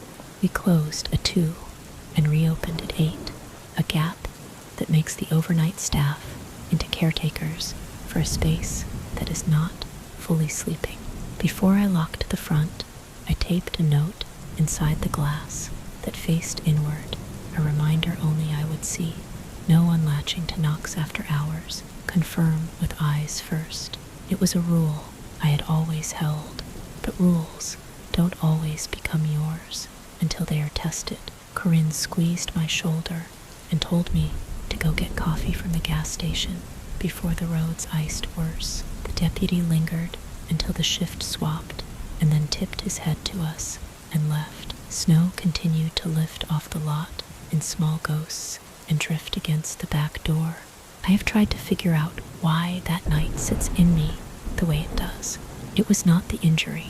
It was not the call itself, though certain words come back when the building is very quiet and the vents make their soft, alternating breath. It was the feeling that so much of what we do is deciding what not to do, not open, not answer, not let the boundary become conversational. There is a kind of care in letting a wall be a wall and a door be a door. When I pull nights now and the lobby phone lifts its head with a ring, I notice my hands and where they are. I watch how the heater exhales and the way the edges of the room hold still. I keep the rules closer and the quiet I have learned to trust even closer. And if something counts time from inside the walls again, I will let it count without me.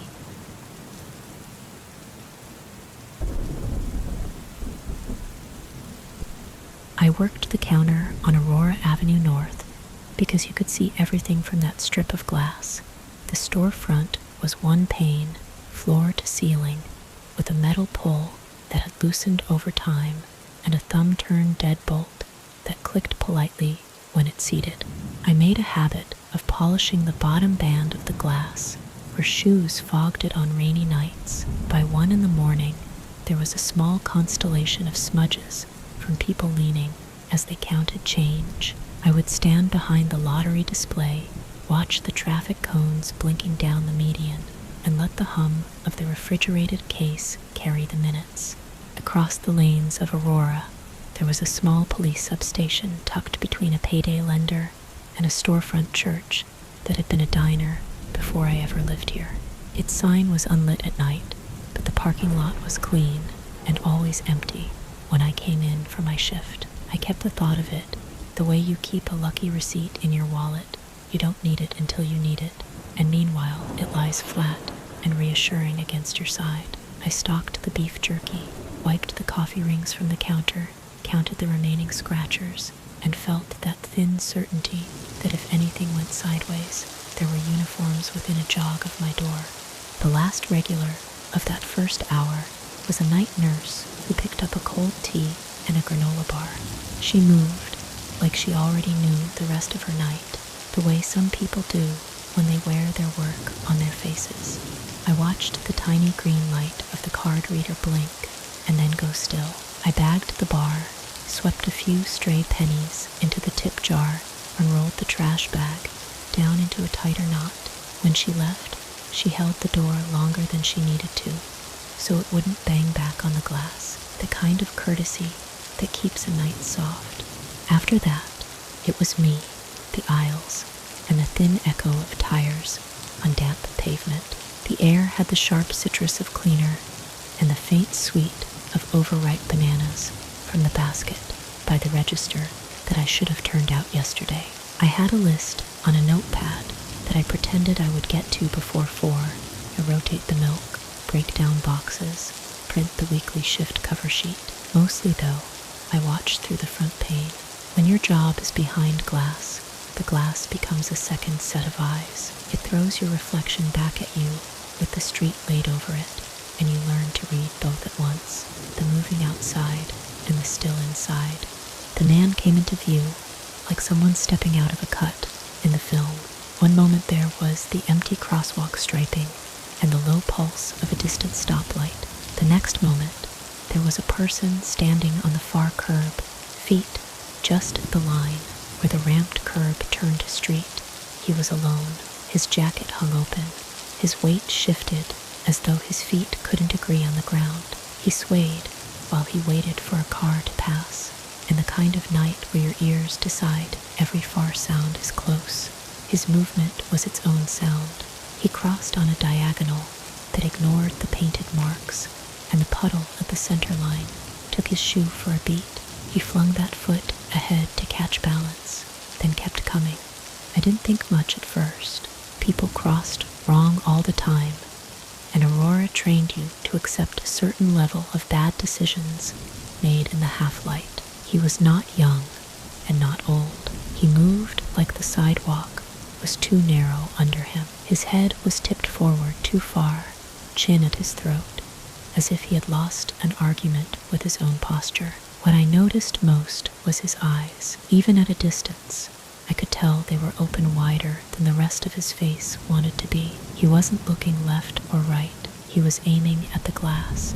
I shifted the small chalkboard we used for seasonal snacks so it stood closer to the counter and reached for the laminated "Back in 5" sign that hung by a magnet beside the lottery display. The sign was a lie we all tolerated.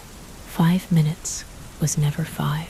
You use it when the bathroom floods or a pallet falls apart at the back door. You use it when 2 hands aren't enough and you need the world to stop asking for a minute. I palmed it out of habit, then set it down again because the bell above the door would tell me if anyone came in, and there was no one but this one man, and he had not arrived yet. He stepped up onto the sidewalk and came directly to the door as if there were no aisle he needed, no item in mind. He didn't look at the cigarette rack or the coffee urns. He was a straight line.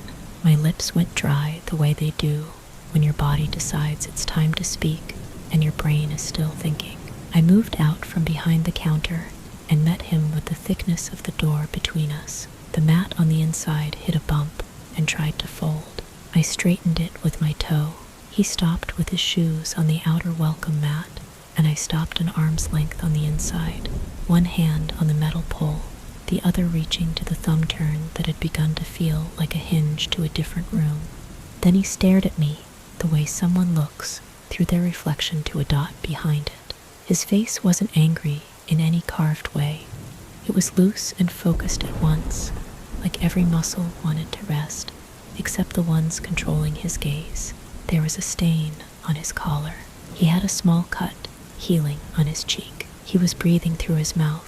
The smell of the night came in around him, wet pavement, and the sour metallic breath of passing exhaust. It met the lemon of the cleaner and made a thin new smell on the border. I reached up and flicked the paper back in 5 onto the inside handle with a small rubber band that lived on the sign. I did it quickly enough to pretend it was part of how the door worked, as if the sign needed a home as much as my other hand needed the lock. My fingers found the thumb turn and rolled it. There was a small crank of metal as the bolt extended. The click sounded too loud to me. The man's eyes traced it. There was a beat where I thought, maybe he will wait. Maybe he will read the sign and look past me to see the empty aisles and the rug with its curling edge and the neon humming in the side window, and he will roll the thought over and decide to come back later. He moved with the single-mindedness of gravity. He stepped in and drove his shoulder into the glass. It wasn't a movie sound. The glass took the blow and translated it into a dull, full-body note in the frame and the floor. The door pulled against my hand. My stomach flipped and steadied. The bolt held. There was a drumming vibration in the pane that ran through my knuckles and up into the hinge of my jaw. His shoulder slid down a few inches and left a smear that caught the fluorescent light in a pale arc. He didn't try again. He stepped back a half step, swallowed, and then he pressed his face to the glass as if there were something printed there, too small for me to see. I watched the place where his skin met the glass fog and bead. The breath looked like a coin that had been rubbed too thin. He pressed his nose there, flattened, and for a moment our faces were on either side of the same cold. If I leaned forward, my forehead would have mirrored his. My hands were still on the hardware. I could see the lines on his skin through his own breath. He closed his eyes for a heartbeat, then opened them, and they were still wrong in the same way, too wide, too intent for the rest of his face. He stayed like that until his outline became the only movement in the world. Then he turned at the waist and ran. It wasn't a sprint. It was a ragged set of steps, as if he couldn't pick a direction fast enough. He cut left, then right, then went up the sidewalk toward the curb cut and across Aurora again, with the same diagonal that refused the paint. A car in the inside lane hit its brakes and tires spoke water. He made it to the median and paused, then crossed the other half and disappeared behind the payroll place. My body stayed in the shape it had been in when he hit. When I moved, it felt like unbending a wire. I let go of the door, and the pull reclaimed its neutral position. The back in 5 swung and settled. The condensation mark on the glass held its shape like a handprint left by weather instead of a person. I stood there and watched his direction as if the imprint were a lens that would show me the next steps. My phone was already in my pocket, because it always was. I pulled it out and called emergency services. The dispatcher's voice was trained to separate sound from story. I gave her the street and the cross streets and the rough description. A man, medium build, jacket open, moving unsteady, just struck a storefront door, then ran. I told her that the bolt held, that no one was hurt. I told her about the substation across the street because it seemed like it mattered, that help was familiar. She put me on hold for a breath and then came back to say officers were in the area. She asked me to stay inside, to keep the door locked, to wait for contact. The night around the call grew very quiet. It is a trick of attention. Everything becomes this, and then it becomes that. Your ears go looking. You find a new sound, smaller than the last. The coffee urn ticked as it settled on its warmer. The receipt printer rustled when the air currents moved. The refrigeration compressor hiccuped and picked up again. Through the glass, Aurora's surface looked like oiled slate, tight with reflected light. The breath mark on the pane dimmed slowly and then held a ghost, a ring where the glass had briefly learned a new temperature and hadn't yet forgotten. I kept my eyes on the parking lot and the edge of the curb where someone could appear before the bell above the door would ever tell me they were there. The bell felt like superstition now, a thing for normal time. I ran my thumb over the bolt again, as if it needed the reassurance of my hand. The chalkboard sign that I had moved leaned at a new angle. The bananas by the register were past saving. A thin fruit fly circled them and then vanished. I wasn't sure if I wanted a patrol car to pull into view fast or slow. When the headlights did turn into our lot, they swung wide and then came to a smooth stop, idling. The officers stayed inside for a moment. Their radios made that controlled murmur. I stood 2 steps back from the glass, with my hands visible, and waited. One of them approached without his hand anywhere near anything but his flashlight. He lifted his chin in a question, and I held up one finger and pointed to the bolt, then to the ring on the glass. He nodded. They conferred and went to look behind the payday lender where I had seen the man disappear. They went along the sidewalk, checked the alcove where the used appliance store stored its dead washers, and then crossed the lanes with care. A person learns from doing it at 3 in the morning. The substation across the street stayed itself, silent, confident, indifferent to my timeline. It took longer than I would have guessed for them to do the loop of the block. Aurora looks flat from behind glass. From the sidewalk, it has pockets where a person can become part of a wall. I did not leave the store. I watched the convex mirror that let me see the aisle behind me, and the convex mirror watched me back with a fun house curve. Every time a car hissed by the door, I flinched at the quick change in air pressure. Thinking does not help much when your body is working from older instructions. The officers returned to the door, and I stepped close enough to hear without opening.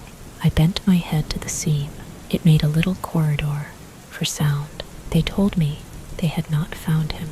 They had looked into the bus shelter further down, behind the ramen place, around the back of the nail salon.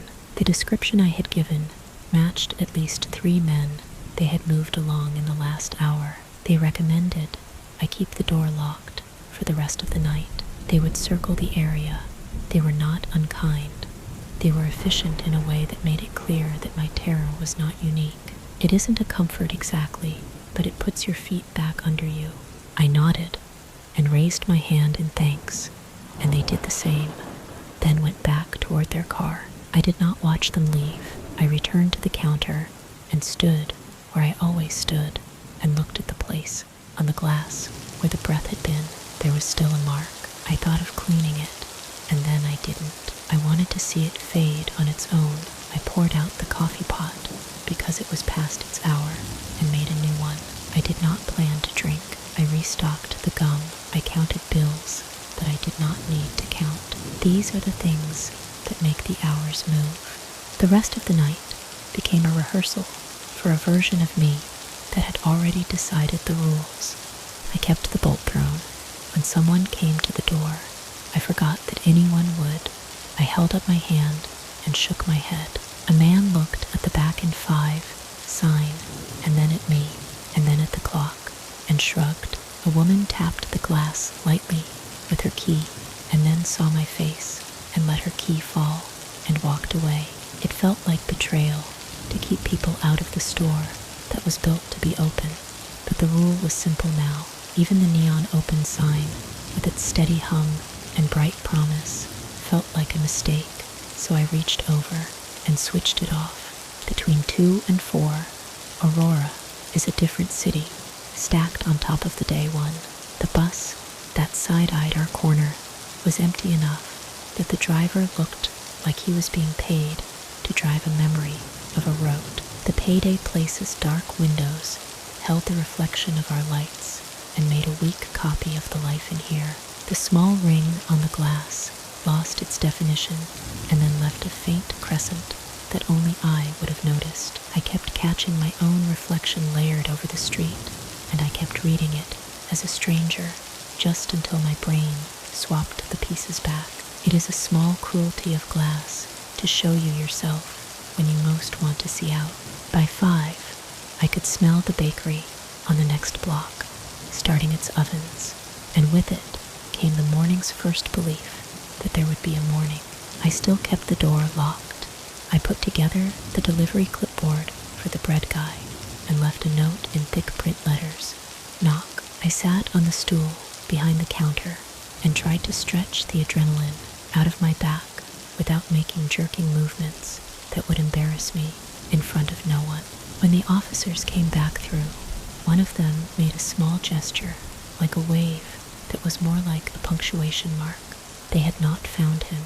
The advice was the same.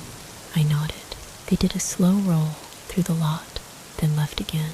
At dawn, the neon went away quietly, and the sky took the job of making the world visible. I wiped the crescent off the glass with the side of my sleeve. It squeaked in a way that raised hairs on my arm. I kept feeling for a moment. I had not had him turning and coming back, adding a second mark beside the first, finding a new way to make the door sing. It did not happen. The ring was gone. The glass was just glass again.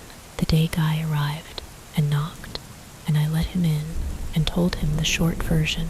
He made a face like someone chewing on ice and then asked if I wanted to switch the next shift. I told him I'd be fine. I clocked out. I walked to the bus stop and held the pole without thinking about having to hold on. For months after, my hands had their own memory at that door, even when the night was empty and the substation lot across Aurora lay clean and quiet. My thumbs found the bolt and tested it. I kept the sign closer to the handle than I had before. I learned the shape of the glass by the way it changed under my breath. On lonely nights, I caught myself checking the street through the reflection of my own face every few minutes, rehearsing the line of sight from the corner of the ramen place to the edge of our map. I told myself I would not be surprised again, as if surprise were a choice. The door rattled now and then when a truck went by, and each time it happened, my body asked a question and my mind gave it the same answer as before. There are people who think that being across from something official makes you safe by proximity, like warmth radiating from a closed oven. I used to be one of them. Maybe I still am. Hope isn't a logical organ. The substation did not change because of me. It stayed its rectangle on the far side of the lanes, a fact of the street that did not get up and walk over when I needed it. Security, I learned, is not only a place you stand. It is a set of things you do with your hands while you wait, and a set of stories you tell your heartbeat, and a piece of glass you check for the shape of a face that is not there. Most nights, the glass only showed me. I let it. I let my reflection be the person on the other side of the door who meant me no harm, and I breathed on it, and the breath came and went and left no trace at all.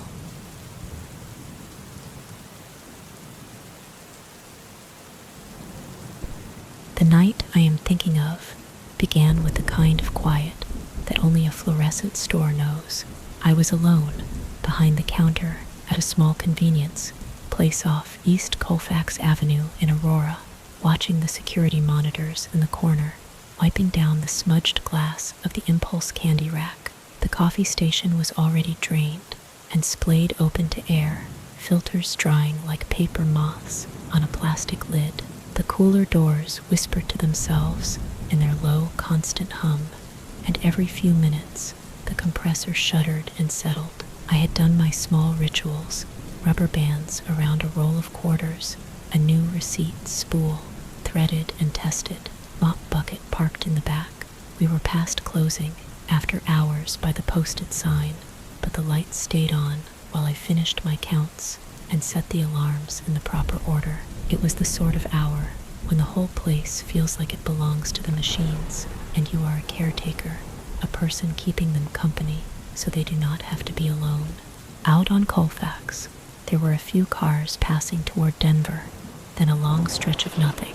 The windows showed my reflection more than the street. I checked the lock display, set the front doors to stay closed, and nudged the tape over the motion sensor that used to flash at the wrong times. The owner liked the doors to look open from the road, even when they were not.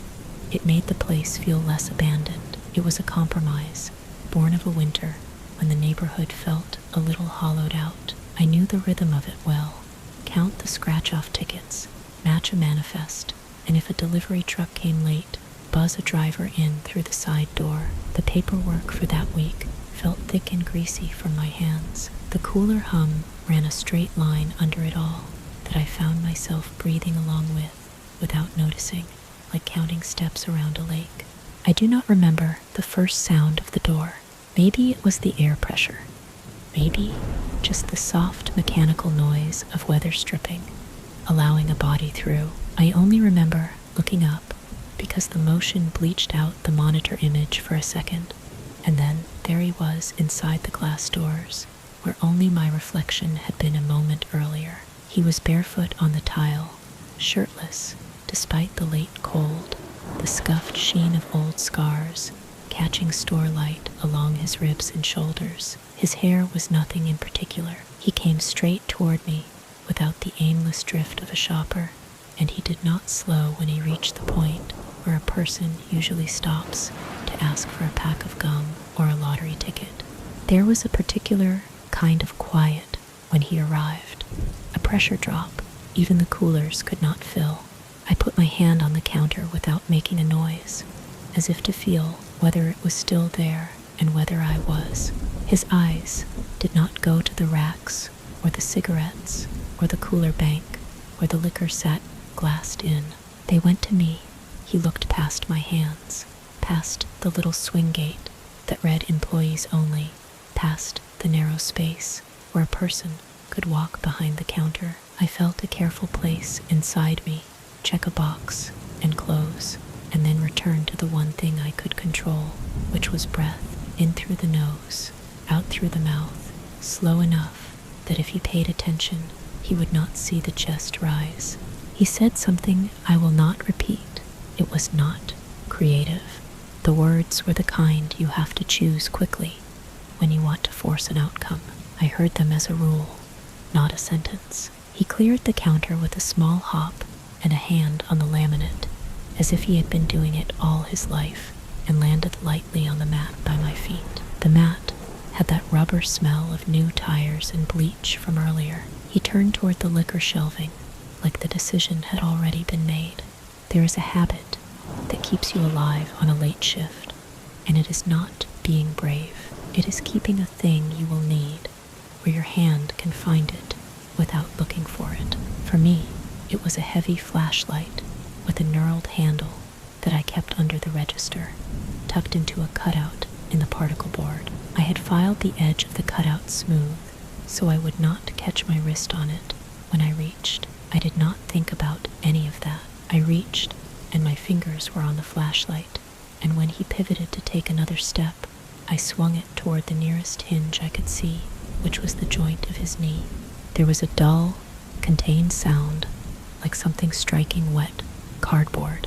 His knee buckled with a tidy collapse that did not feel like an injury at first, only like a limb remembering gravity. His shoulders looked surprised to be lower than they had been a second before.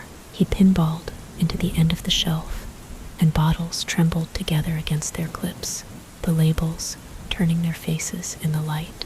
I saw the white of his feet on the floor, which was when the thought came that I had already crossed the line from waiting to acting, and anything that happened after this would be mine to account for. He was fast, even off balance. From somewhere between his palm and his wrist, he produced a length of metal with tape wrapped thick around one end, a shard with a purpose. The blade had no shine to it, only the honest gray of something broken from something else. He made a small, compact movement toward me, and before my head could catch up, my arm was already up to meet him. The metal kissed my wrist along the inside, just long enough to draw a clean line. The sting came after. I felt the wetness before I saw it. It was shallow enough to be a protest, not a warning, but long enough to mean he had been trying to mark me where I would feel it for days. In the pocket of time that followed, the store made a sound I had never heard before. All that hum from the coolers, all that light pressed into the aisles, and underneath it the sudden light rush of my own breath. I did not know whether he would come again to cut, or to grab, or to climb the shelf. He adjusted his stance, maybe to test the knee, and I put the flashlight between us, as if it were long enough to be a small pole. I pushed with it, not to strike, but to make space. The rubber end found his sternum in a way that was not violent, so much as declarative. We do not do this here. He rocked back a step. His heel caught against the rubber mat, and in that hesitation he chose to funnel his body toward the front doors, the way people who know exits do. He went with a speed that felt like flight. The doors had the kind of latch that is no match for a person committed to leaving.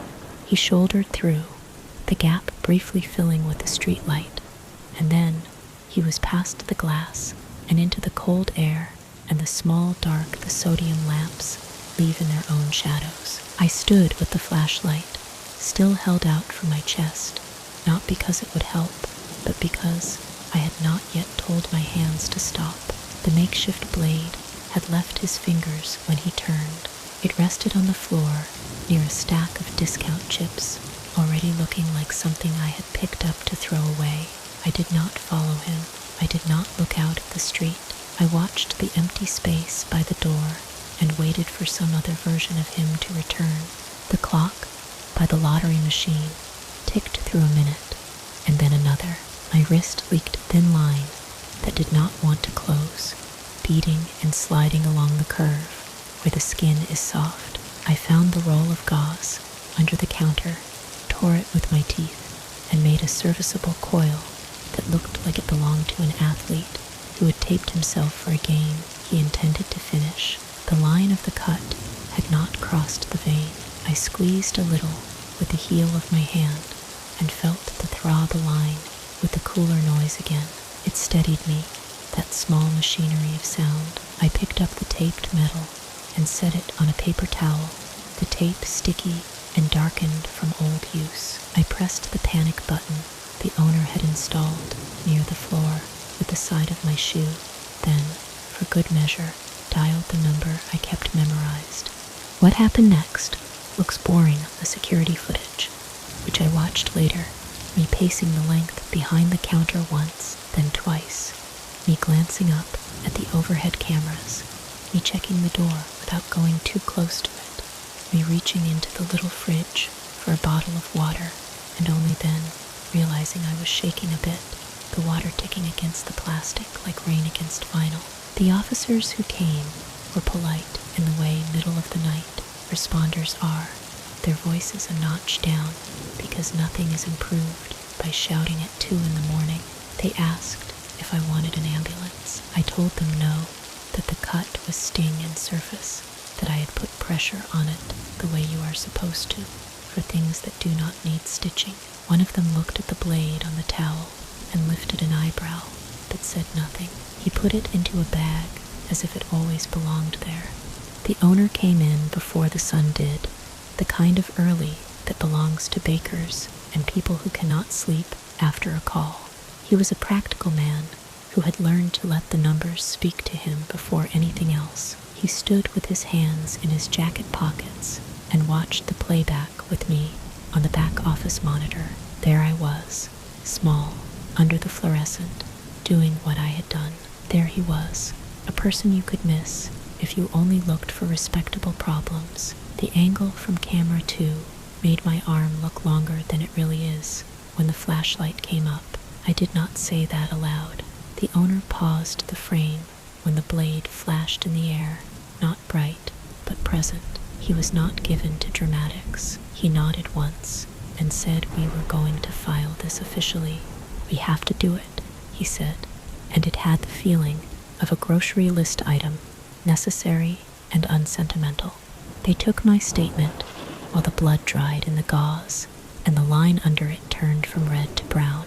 Words are clumsy in the face of a thing that has come and gone already. I found myself using small, careful ones. I wrote barefoot, shirtless, scarred. I wrote long, shallow, wrist. I wrote flashlight, knee, shelf. I wrote ran out the front doors and disappeared into the street, like the word disappeared could stand in for all the rest we did not have. The officers took the footage and the taped metal and told me I could go to urgent care if I changed my mind about stitches. One of them, younger than me by a decade, looked at the cooler doors while we waited for a copy to burn and said something about how these places always sound like lakes in winter. It was the wrong time for it, and somehow exactly right. I finished out the hour. There were small chores that did not care about news. The coffee urns to reassemble, the glass to buff, the mop bucket to empty and rinse and turn upside down. The light outside went from black to that thin version of morning that happens first, where you can see the outline of the pawn shop sign down the block and the bus benches at Peoria Street, and then you can make out the colors inside those outlines. A person came to the door and tried the handle, read the posted hours, and went away. The place felt different. Every normal thing was now a thing that had kept going, and there was a relief in that. The cooler hum kept its line. My pulse joined it when I let it. In the days after, the cut ran through its stages like a tiny weather system across my skin. The first day it was heat and tenderness and a bandage that grayed where tape touched it. The second day was itch. By the fifth, it caught on my sleeve when I forgot to roll it carefully. By the second week, it had settled into a narrow line that would not be mistaken for anything else. I did what people do. I went back to work. I kept an eye on the doors a little more, on the corners where the blind spots lived. I moved the flashlight a few inches to the right and then back again, because a habit is only useful if you can find it without thinking. The owner asked, in his way, whether I wanted to keep the shift. His eyes said he already knew the answer. We changed it quietly. I took afternoons into early evenings, the hours where the place has a heartbeat that feels like a bus schedule and a dinner rush and neighbors moving through their days. The graveyard went to someone else who had a sturdier appetite for that particular quiet. I did not feel brave or not brave about it. I felt like a person in a small life making a small move toward a safer corner. Sometimes, standing at the counter as the light slanted in through the glass and made a square on the floor, I would be aware of the scar as if it were a rider tapping a shoulder to make a request. It did not ache. It existed. It asked to be noticed and then ignored again. The owner called me into the back office once to tell me the report had been filed and the footage logged, and that we would likely hear nothing else unless someone noticed a pattern downtown. Out there, the city was doing what cities do, stretching and folding and forgetting and remembering in loops that do not announce themselves. In my head, I kept the small details as if I might need them later. The way his heel had slid on rubber, the exact place my hand had found the flashlight, the tone my breath took when everything narrowed. I did not plan to use them. I kept them the way you keep a copy of a key in a drawer you never open. Sometimes I think about the man himself, not in the way that tells a story about him that I do not have a right to tell, just in the plain report of how he moved, and the marks that told a certain history on his skin, and the fact of his bare feet on cold tile. I do not want to make him into a symbol, because he was already a person. He came into a place he should not have. He said a thing he should not have said. He moved towards something he was not allowed to take, and he was repelled. There is a version of this where he is caught on camera down the block, and there are names exchanged and calls made, and an ending that satisfies a simple part of the mind. That version did not happen. I have the quieter ending, where my body learned a new edge and then kept going. I still know the sound of the coolers as a single line on some afternoons. It is masked by conversation and laughter and the beep of the register, by the cash drawer singing and shutting, and the doorbells acknowledging that people are coming and going on their way to somewhere. On others, especially when rain presses the day into a smaller shape, I can hear it again, like a lake in winter, scored with a thin, sustaining tone. I trace the scar with my thumb and then let my hand fall. I straighten the impulse rack that never stays straight. I set out the roll of quarters for the next person. I check the locks once and then again, not as an obsession, but as a practice that has been asked of me by a night that happened and left its small marker. The lights raise their white square on the floor, the hum holds steady, and I find myself breathing along with it without meaning to.